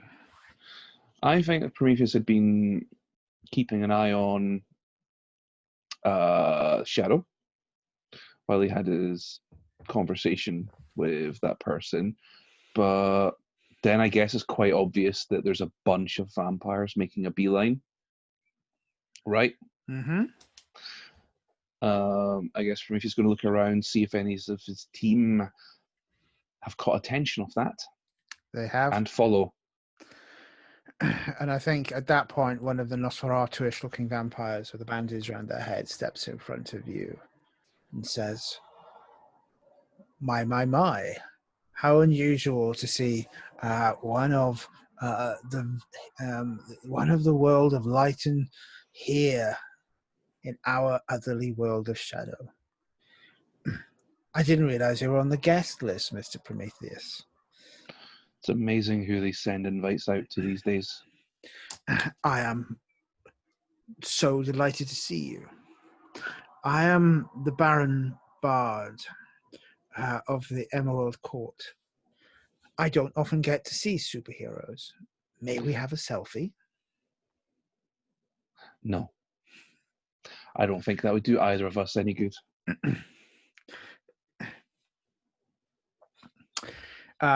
He looks at you, and his eyes have got a very deepness to them, and his voice is hypnotic.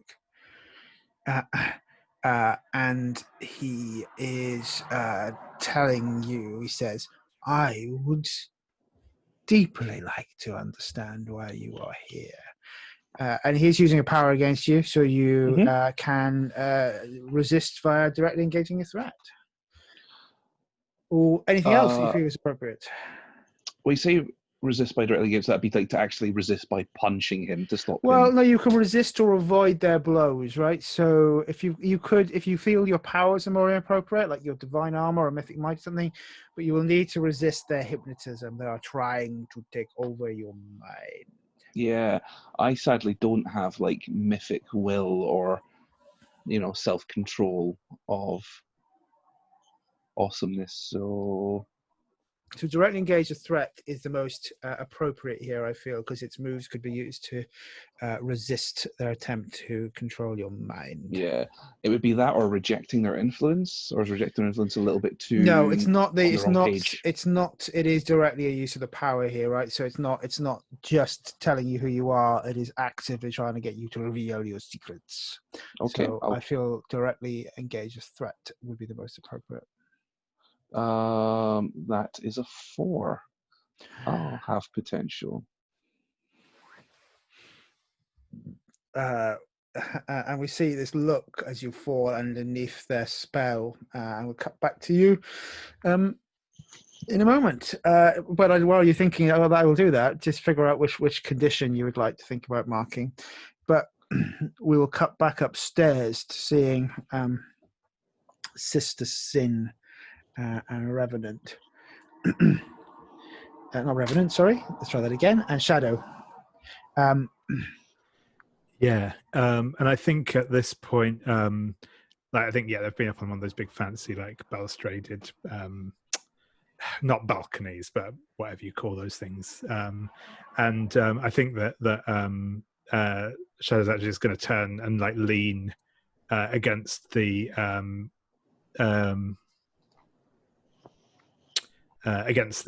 banister and just it just goes, "Oh, Hellfire. It's the man in black, isn't it?" I don't understand, she says. Tell me what you mean by the man in black.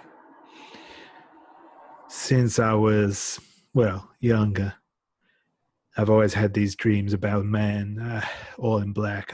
I could never make him out properly. All I knew is he's coming for this city, coming for everyone here. That's him, isn't it? Our father. He's missing, presumed dead.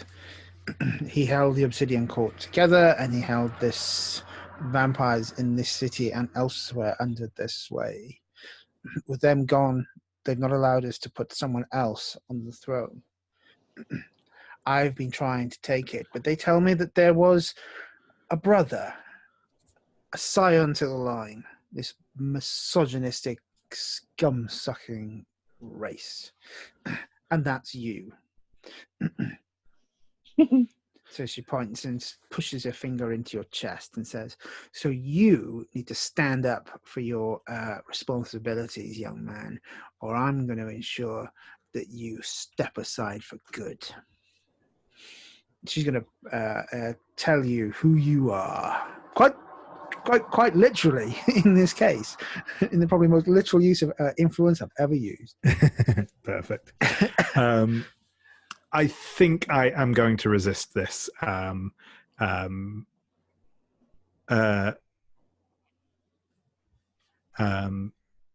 fact, I will roll and see how that goes, and then I'll respond accordingly. So that's a 7. So I've not looked at this one for a while. When 7 to 9, clear a condition or mark potential by immediately acting to prove them wrong, shift a label, or cancel their influence and gain +1 forward against them. Cool. So I think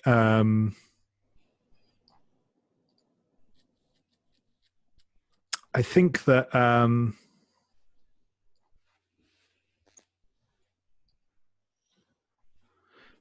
I think the Shadow just says, "Look, I'm no vampire. I have no interest in sitting on any vampire throne now.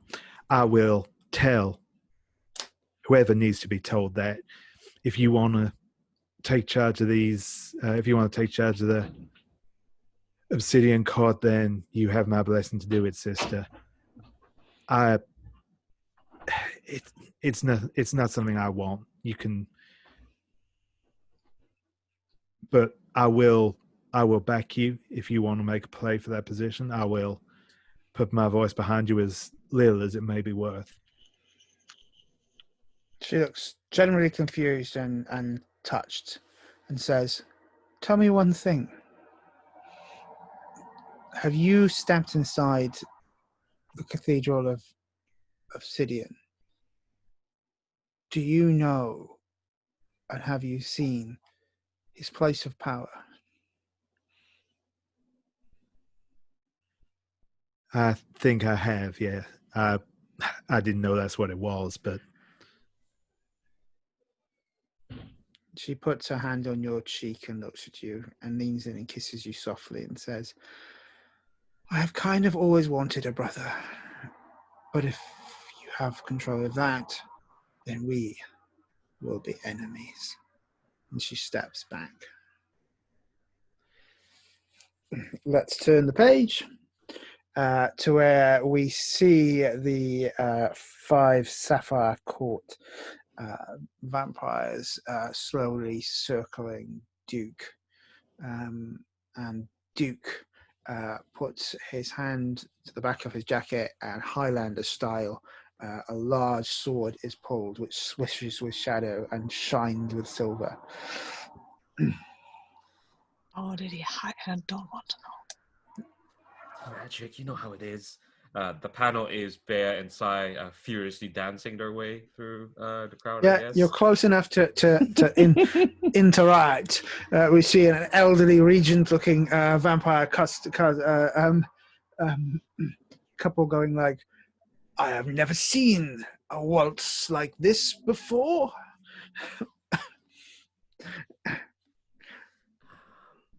Ooh, I've got an idea, unless you have one, Sabine. I do not. I mean, we could try to provoke him, but into getting away. But I'm really terrible at provoking people. So. Yeah, so am I. Oh yeah. Superior actually, for the one. oh yeah, wait, I'm looking at the wrong one. Yeah, we're both equally terrible at it. Yeah. Yeah, I think before he could Oh, I could try to intimidate him. Actually. Yeah, it's better than my plan, which is just to punch him. Okay, so I mean, I could attempt to explain to him that he is not prepared to deal with monsters of that caliber, of any caliber really. And I have a move for that, which is be the monster. So I will step up to him and say, well, look, Duke, this is foolish. What you are doing here is you are getting yourself killed. You have no idea what these are. You have no idea what the dead can do to you or to anyone you care about. And at that point, I imagine, I mean, since these are lots of vampires, there have to be ghosts here, right, that are haunting them. And I would just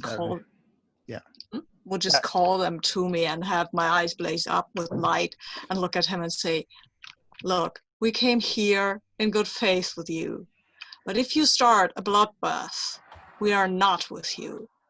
Leave and think about strategy for a bit. He sort of grits his teeth and says, there isn't anyone left I care about.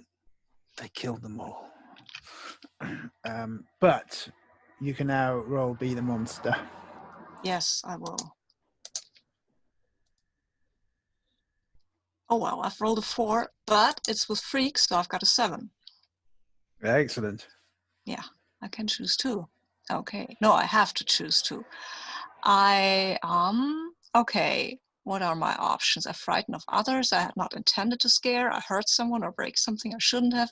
And you feel like more of a monster afterwards, mark a condition. I think I feel more like a monster, and I will frighten others that I had not intended to scare. And I imagine because, I mean, I called the ghosts that were hanging around here, and some of the vampires might have actually recognized some of these shadows. Yes. So I'm going to suggest that you feel. I'll give you the choice. Actually, I'm going to make you feel guilty. Yes. Okay. Yep. That's cool. Cool. And the fear that you cause is around the emotional vampires, because this fear of this chunk of really negative energy in the room intimidates all of them. The one who is their ringleader literally sort of hides behind your back, Bea, and puts her hands around your waist and squeaks. It says, "Save me!"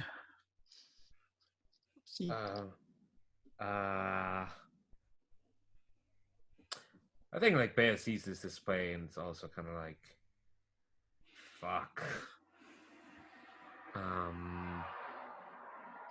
Yeah, I kind of want to loop her into the pits of this crowd that's frightened that side and tend to, and just kind of like hand goes to her back and kind of like accidentally pokes this vampire in the face. It's just yeah.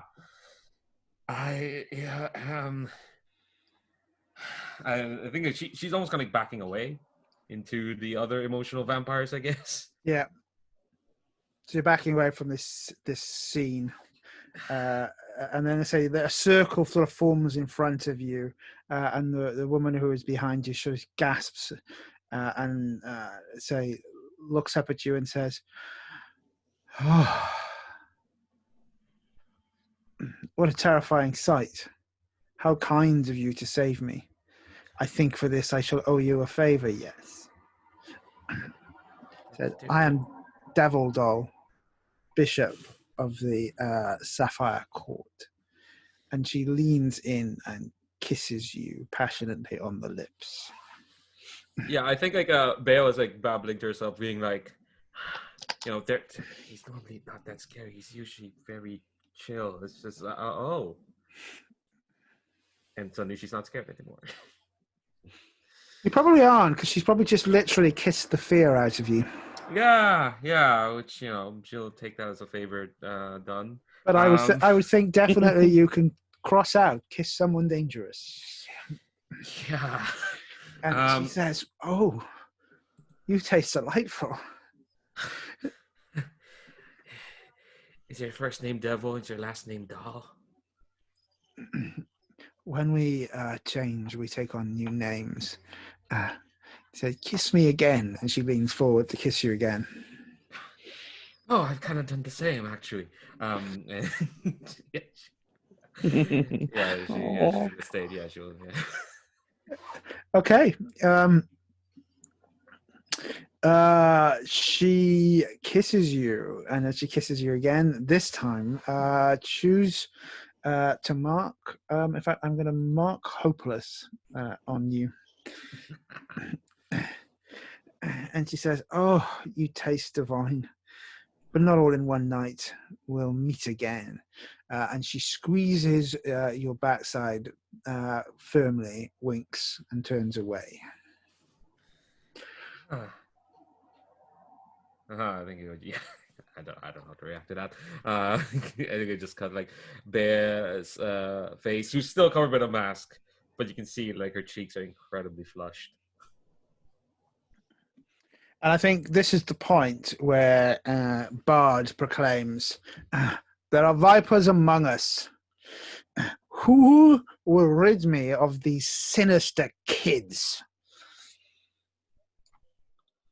And the vampires start looking around, and fangs come out, eyes glitter blue, others go ebony black, and you are definitely exposed. What do, sinister kids? What state am I What's in? Duke doing? Sorry? Sorry, I wanted to know what's... you terrified him, so I think the sword is in his hand, and as this sort of is unfolding around, he goes and he leaps through one of the doors, swiping with the sword as this all starts unfolding, cracking it open, leaving a clear line of escape, but he has escaped out into the night, running in fear from the ghosts that are following him. I think you will note, I'll give you this as well, Rêve-nant, that there are other ghosts that were following him anyway, and you hadn't seen it till you brought them into the light. He is literally and metaphorically haunted. And could I ask what state I'm in, or is that still to be disclosed? I think your head sort of comes back, and you just realise you've told them everything. And so Bard is stepping back from you as other vampires start circling in. I'm going to look at the team.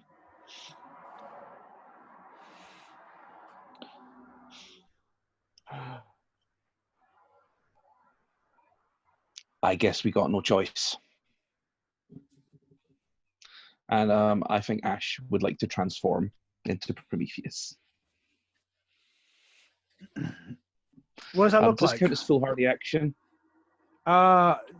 Transforming into a burning figure of fire in a room. Effectively As for the going toe vampires? to toe with vampires. Yeah, yeah. Look, I'll. So the claim is going to take foolhardy action without talking to your team. Yeah, I'm going to give that to you. Because you have just escalated the situation. Yeah. So yeah, he starts to burn.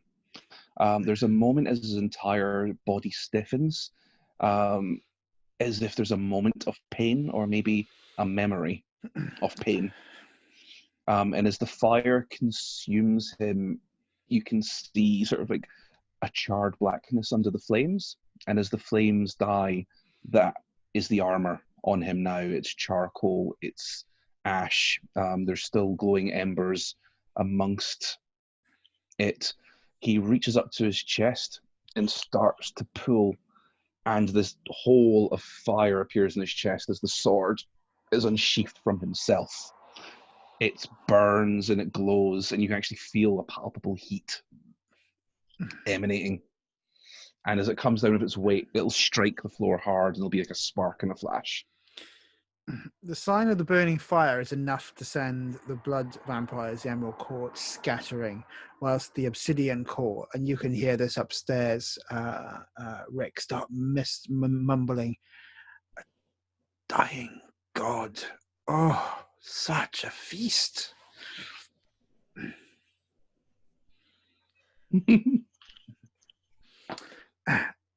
And on that, what do you do, Shadow?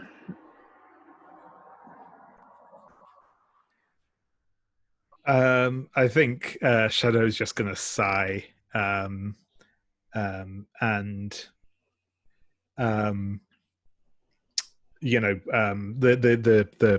shadows from around him start to sort of gather around him, and he's kind of got the shadows sort of darkening his face again, even though he's still wearing the mask. But I think for the moment, he is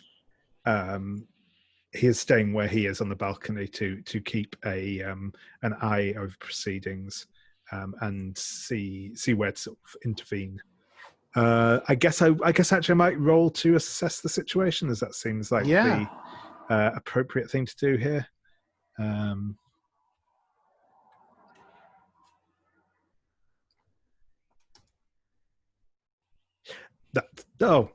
That's a 7. So it was on a 6 for a second and then flipped. So yeah, that is on a 7. I'm going to ask.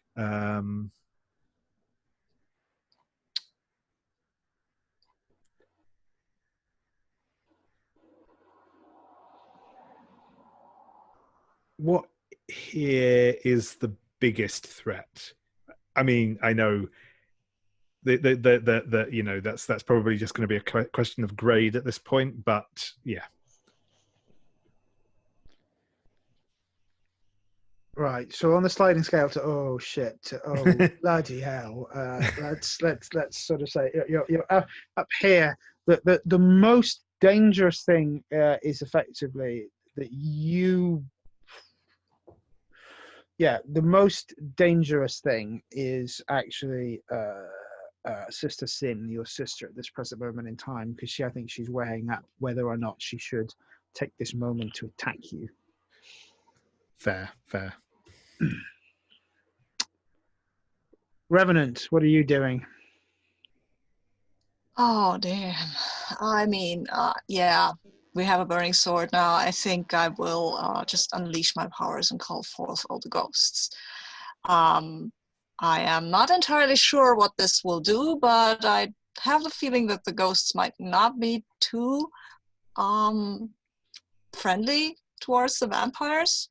So maybe that will help, I guess. So if you're unleashing your powers, you try to overcome an obstacle reshape the environment, extend your senses. What specifically are you trying to do? Because if you're trying to attack them, it might be directly engage a threat. I might, but what I really want to do is to have some distraction here, to take the attention, at least some of the attention off of us, because we have a lot of people here, a lot of vampires who might attack us, who might attack me, who might attack Bea, who might attack Ash or Rick, and I want to have a sort of a distraction, sort of an advantage for us Cool. going forward. So you're reshaping your environment and filling the room Yes. with ghosts, right? Yes. Which would give That's- potentially a chance for people to escape rather than having a big Yes, fight. exactly. Lovely. Exactly.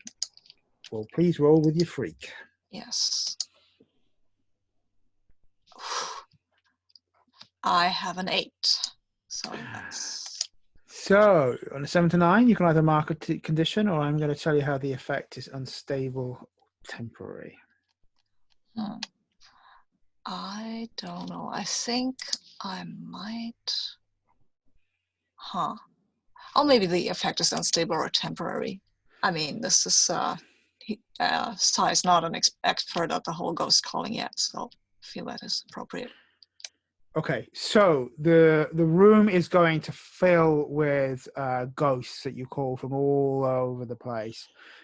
Centuries and centuries of these things just come running in. Whatever you did to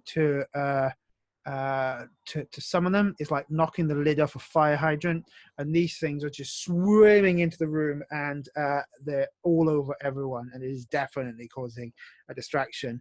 But that accounts for everyone else who's probably besieged by ghosts and ectoplasm and terror running through the room as well. Bea. Oh, I think Bea is like flashing back to what Ash kind of like tasked her to do, which is to keep everyone grounded and make sure we get out of here. And that's when she had the idea for that teleportation spell. And so I think we get this rush of like ghosts, probably like a big splash page of all these ghosts rushing through the entire like tableau. Probably like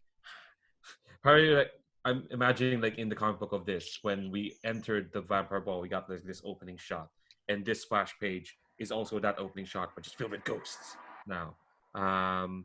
Some would say it's elliptical, others would say, "Oh, we're using art." Huh, yeah, cool, all right. But in the next page, like Bea's like flashing back to the conversation that she had with Ash, and it's like 4 of us against all these vampires. Makes for a fun story, but I'd like to tell other stories.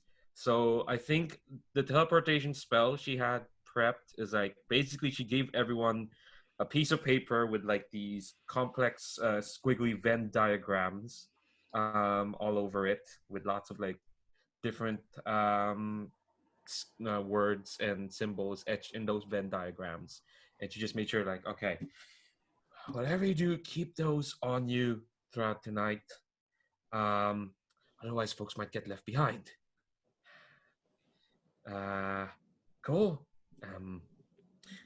And I think like when she like comes back after having the fear sucked out of her. Oh, by the way, David, I did want to clarify. When you said Mark Hopeless, was that for me? Yes, it was. Okay, cool. Just making sure. Cool. So I think easy way to relieve that. So if it's okay with folks, I know everyone's just made like a big transformation sequence, but Bea's gonna try to fire off that teleportation spell to get everyone out. If that's okay with folks. I don't mind. Okay. Well, she's gonna try. Yeah, because it might not work. Yeah, exactly.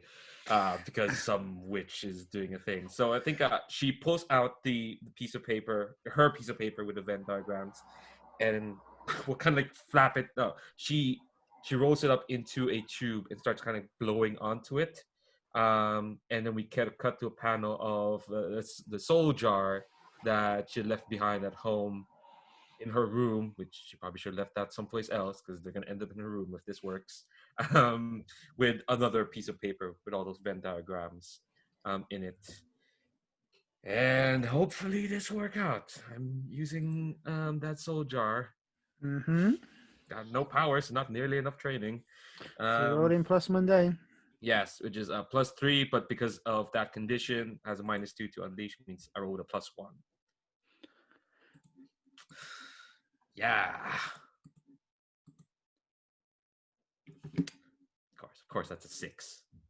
Oh, does someone want to spend a point of team? Because actually, we haven't done. Let's look. I'm just going to add 3 to the team for a moment anyway, because we didn't go through the. Yeah, we have team, but time's going to pass, so don't worry. But if this would be a good time either to spend a point of team selfishly, or I mean, maybe the ghosts create enough of a distraction for Bea to keep her cool in the middle of the whole shenanigans. yeah, the slight opening to the spirit jar, which seems like a safe haven. They can sniff, and all of the ghosts start rushing towards you at once. What does that look like then? Because you're now on a 7. So do you want this to be a condition, unstable, or temporary? I think I'll take a condition. I think whatever that lady sucked away all my fear, but this rush of ghosts coming at me is bringing that back. So I'll mark Okay. that. So describe how this looks then. It looks like around every single like member of the team, these Venn diagrams kind of like form out into these like magical like kind of like circles that kind of like envelop all of us, each of us.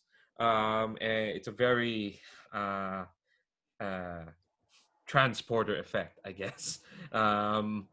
As kind of like the circles kind of start spinning around each of us, and spinning really wildly. It's like it's shaking, and then when they kind of like burst, poosh, we're gone in my room. So I think we see you all appear in Bea's room. What does it look like in your room, Bea? It's a mess. It's disgusting. It's ridiculous. There's like a pile of folded clothes on the edge of her bed.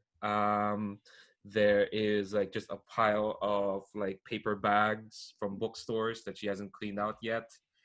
No, I'm not envisioning a certain someone's room at the moment. Nope. There is a desk that is not a desk. It's just full of books that clearly have not been read because they're quite dusty. Because there's so many books.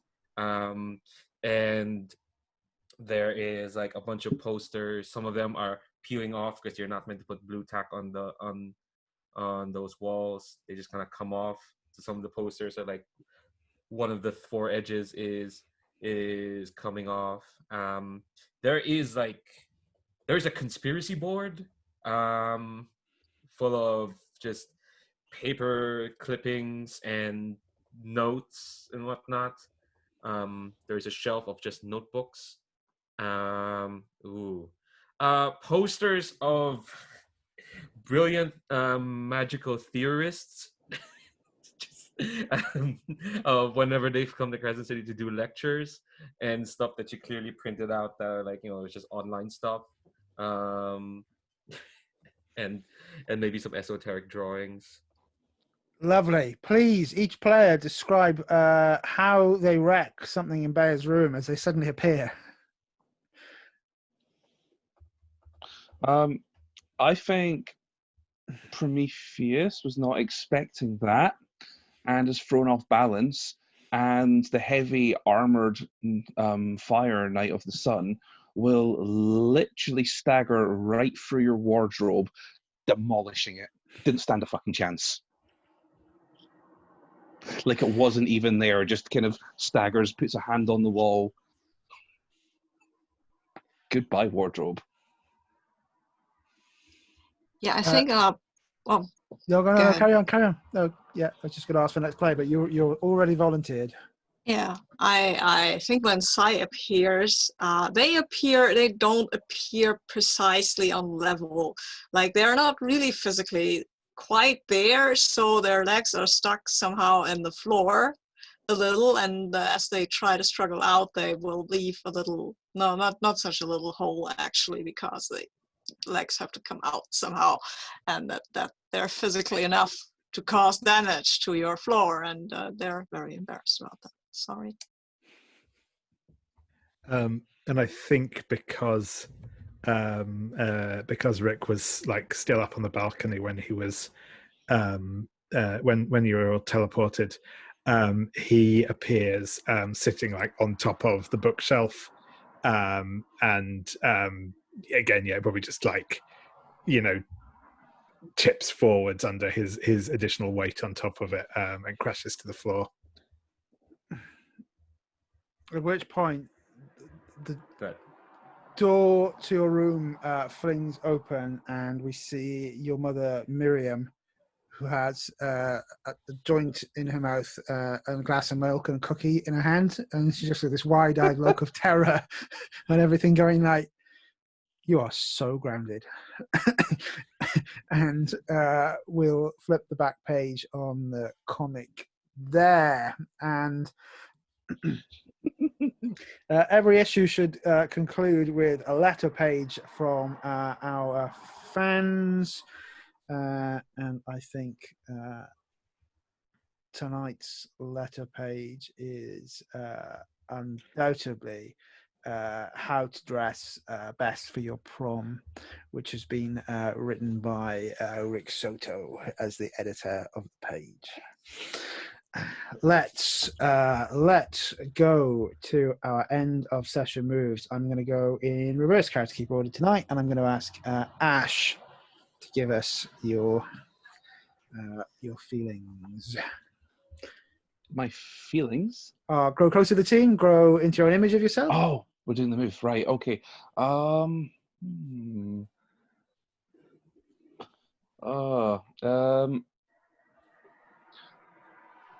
I guess in principle, I would go for grown slightly away from the team, not to imply that there's been any like emotional or personal distance put up, but just I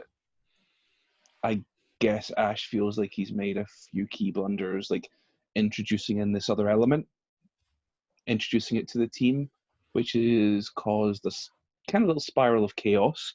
And also he hasn't really been on the ball with trying to understand what they should have been trying to achieve. So who are you going to take influence away from then? Oh, that is a good point. I have to detract influence. So who am I blaming?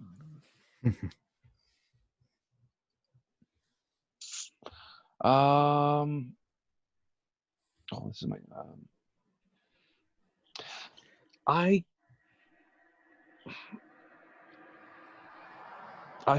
think it might just have to be B for now. Bea was helping you with the plan, right? Yeah. Bea was helping with the plan, and the plan turned out pretty goddamn awful. So they're clearly both to blame. And maybe Prometheus shouldn't put so much trust in Bea for things like that. Ooh, social tension and drama. Excellent. Bea, what about you?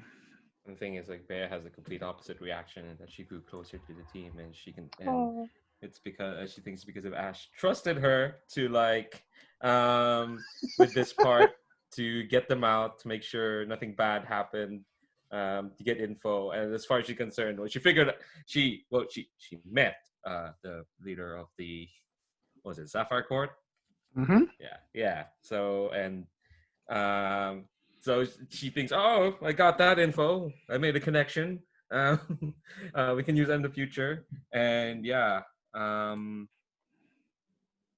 want to suggest, by the way, that you should have marked outperform an adult superhero, because the fan Pando said that no one could teleport outside of this place, and you proved them double wrong. Oh, yeah, I'll mark that. Jeez, that gets 3 out of 4. We just need to get you to punch someone you shouldn't next time, and maybe that's Ash in a fight. Oh Jesus. Yeah, punch me right in the burn. Yeah, but you still have you take influence on me. But you already did, so you can shift my labels. Oh, okay. If I was shifting your labels, I'm gonna knock your superior down another one to -2, and I think I'm gonna knock your freak up to 0. That is the most min-max stat block in masks I've seen like forever. Yeah. How are there 2 3s? How did that happen? So we just have different ideas of how you should be. Awesome. Just Sai, how about you? I feel I grew closer to the team as well. I think that would be the person who, I mean, I connected with Bea a bit, but I think I would give the influence to Rick because of the whole get dressed thingy. So, and you already have influence over me, so you can shift my labels, David. Yeah, I think I'm going to shift Freak down and Mundane up. For, I mean, normal is maybe stretching it a little, but normal-ish, as close to normal as we're likely to get. More human than you thought, maybe. Exactly, yeah. Thank you. And Rick Soto. Yeah, I'm torn between growing to my own image and grow closer to the team. I think I'm going to go with grow closer to the team this time because I feel like maybe now Rick has an image to grow into that was kind of lacking before. And yeah, that is likewise. That's going to be reciprocal. I'm going to give influence to Sai, who I don't believe does have it over me yet. I don't know. No. Okay, cool. Oh, and a session question for the Doomed. Yeah. I feel like this session I learned more about my Doom, but I don't think I took any steps to prevent it. So I think that's probably marking Doom track. Mm-hmm. And how do you increase your Doom track? You increase it by talking about it openly, yeah? That's right, yep. So I think you need to... yes, I do need to mark a point for that as well because, yeah. You didn't enjoy answers, but yes, you did have a very open conversation about it. So yeah. I just want to get that Doom track rolling. Indeed. Current Doom of 4, yes, winning. Cool. So we're going to do now sort of a cool down phase for the game, which is stars and wishes. If you're not used to these, there's an article to it on the Gauntlet, which we'll put a link to. But stars is something that we want to celebrate, that we really enjoyed. Wishes, something that we want to see more of or less of from one of the other characters, or from me, or from anything. But we're going to go. We're going to keep, and we're going to go back in reverse character, keeping in order this evening. And I'm going to ask Andrea, who has been playing Ash this evening, to give me any stars that they have. I think the one moment that really clicked with me and had me do like an internal fuck yeah was when Sai was talking to was it Duke? Yeah. And then brought forth the ghosts. And it was just in that moment it kind of realised that as much as Sai's maybe a bit an ingenue and doesn't know a lot about what's going on, Sai is still very much in touch with what they are and like how that interacts with the world. And that was just like a really cool and powerful moment that for me came out of nowhere. Thank you so much, Leandro. Yeah, I think my star goes once again to David's accent work. Um, Keeping that smooth Cajun stylings going, even like in it. Yeah, pretty much like keeping it going. I think specifically him dressing up Psy and then working out like how to dress fancy was really nice. I always love like those small like those kind of moments that only take up maybe like a page and a half in a comic book, but or 2 pages, but they're really important. I think yeah, that's my big star for today. I could say more, but I could. Let's go for that. That's all right. Thank you, Sabine. Do I have only 1 star? You can Damn. do as many stars as you want. Oh, I can't do as many stars Look, as I want. telling people to do 1 star on the gauntlet, it just feels like, I'm going to see lots of sad puppy dog faces. Yes, true. I would give everyone a star because for Andrea, because I like the way Ash is so focused on things and like we have to do this and this and this. It didn't work this way this well today, but I still like the way he attacks things like head on, and also the montage of the armor. That's so powerful. I love it. To David for the accent was very neat, and the whole dressing up scene was also very cool. I like the way, and I can do this with Spectral. It might hurt a bit, but who knows? That will be fine. And also the interaction with his sister. He was pretty cool beans about the whole. Yes, you are the inheritor of the Obsidian Cord, but no, you won't be it. And he was like, yeah, well, whatever. And Bea, I will never stop loving Bea because she's just the enthusiasm she always has for all the weirdness in the world. Like, yeah, and then there are these vampires and that kind of vampires. I really enjoyed that. And also the whole let's go dance through the dance floor. That was amazing. And to the other David for the pacing, that was really, really fun. The mixture of action and conflict and of quieter scenes. That was lovely. Thank you.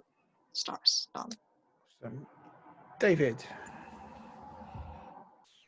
Yeah, it was a really good fun session. So thank you everyone.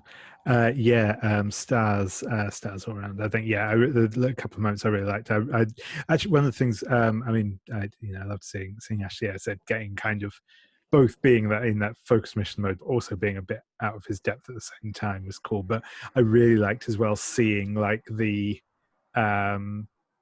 seeing the conflict between Ash and Duke was really cool because they're kind of like on paper they seem kind of similar, but just like seeing that very different approach to sort of the mission was really cool. I really like that, and the little talk about like what does justice mean was awesome. So thank you. Leandro. Bear's great. I really liked the kind of both. I really liked the fact that that pulling off the teleporting everyone out was a really cool move. But I also appreciate that you kind of checked in with people first to make sure that wasn't like kind of ruining anyone else's plans for the thing. So thank you for that. And yeah, drunk Bear is really fun. So that's always good. Sabine, it was really nice to get a chance to hang out a little bit with Sai. That was cool. And I really liked the ghost summoning was awesome. And I really like the kind of sort of quite fluid way we're learning more about what Sai being part ghost means, and that's really nice. Just like the little details here and there that come out, like the thing with the hood and the thing with the floor at the end. I think it's all really cool. So thank you. David, the whole vampire ball thing was a really nice idea. That was I really liked that. It was nice. It was like a nice set piece. I loved the little details. I like seeing all the courts. That like interaction with the sister was excellent. So yeah, thank you for that. I circle something really early in the game, which is something that Bea said, which is like, "Can I stay with you? And then you can come back in the morning and tell them that I came back to you because their love is so pure." I had to write it down at the time. It just made me laugh so much. but I also appreciate everyone's games content tonight, but I really did appreciate with Leandro playing Bea of backfilling into all this stuff about the lore and don't you know about this and don't you know about that, which I felt was like so in keeping with the character and added so much. It means I've got to do less work, which I absolutely do. So much appreciation there to you, Leandro. Let's do a roll of wishes and let's go back in reverse order. Let's start with David. Have we got any wishes for next time or ongoing? Oh, that's a good one. I'm looking forward to more vampire shenanigans, obviously. Yeah, I'm looking forward to kind of interacting a bit with the Obsidian Court and trying to find, like, if that's the thing I actually want to actively pursue, trying to take over them, or see if I can find a way of escaping the burden. I think it's going to be really interesting. So that's something not like that's more a long term rather than next session I want to do. I'm going to go out and hunt that down, but yeah, that's definitely something I want to see in future. I'm glad you want to invest into it, as well as if you said I don't like it, that would have equally been fine, and it would have reared its head again. Cool. No, it was really nice. I already had, if things hadn't gone the way they had, I was already eyeing up the one of the other adult moves, one where I stand up for something to try and get the court on side, but that's something I may come back to later. Neat. But yeah, the no, I think yeah, like in terms of specifically like next session, no, I'm interested to see where we end up. Possibly I'm happy if we kind of keep pressing on with the whole Emerald Court thing, or if we kind of go off and do a side job. Either works for me. I don't have a strong feeling one way or the other. So yeah, I'd say definitely a week or so will have passed at least, and time will have passed, which will be the length of time that Bea was grounded for teleporting superheroes into a bedroom. Sabine, any wishes?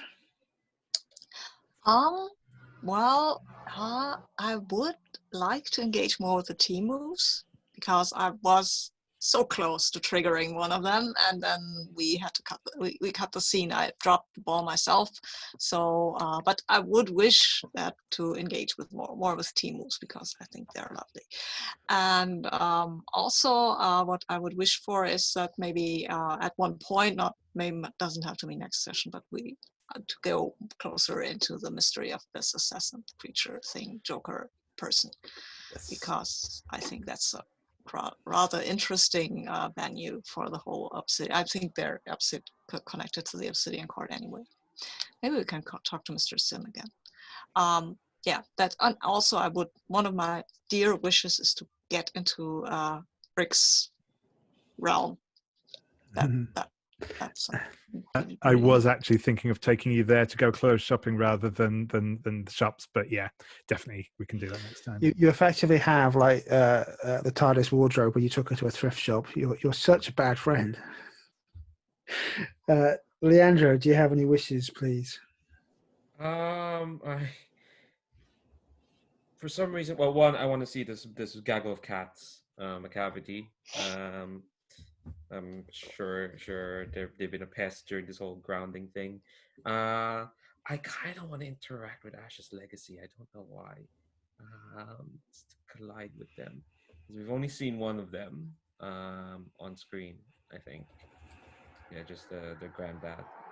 But I'd be interested to see them and what they think of Ash's team. Yeah, I think that would be cool as well. There's only so much you get into one session, but all of these things I desperately want to see as well. But we can then shift the spotlight slightly around it. Awesome. Andrea? Wishes for me, I would like to definitely see more involvement from the legacy. Mm-hmm. Like I honestly think Ash needs them, not only like mechanically, but to guide him. Mm-hmm.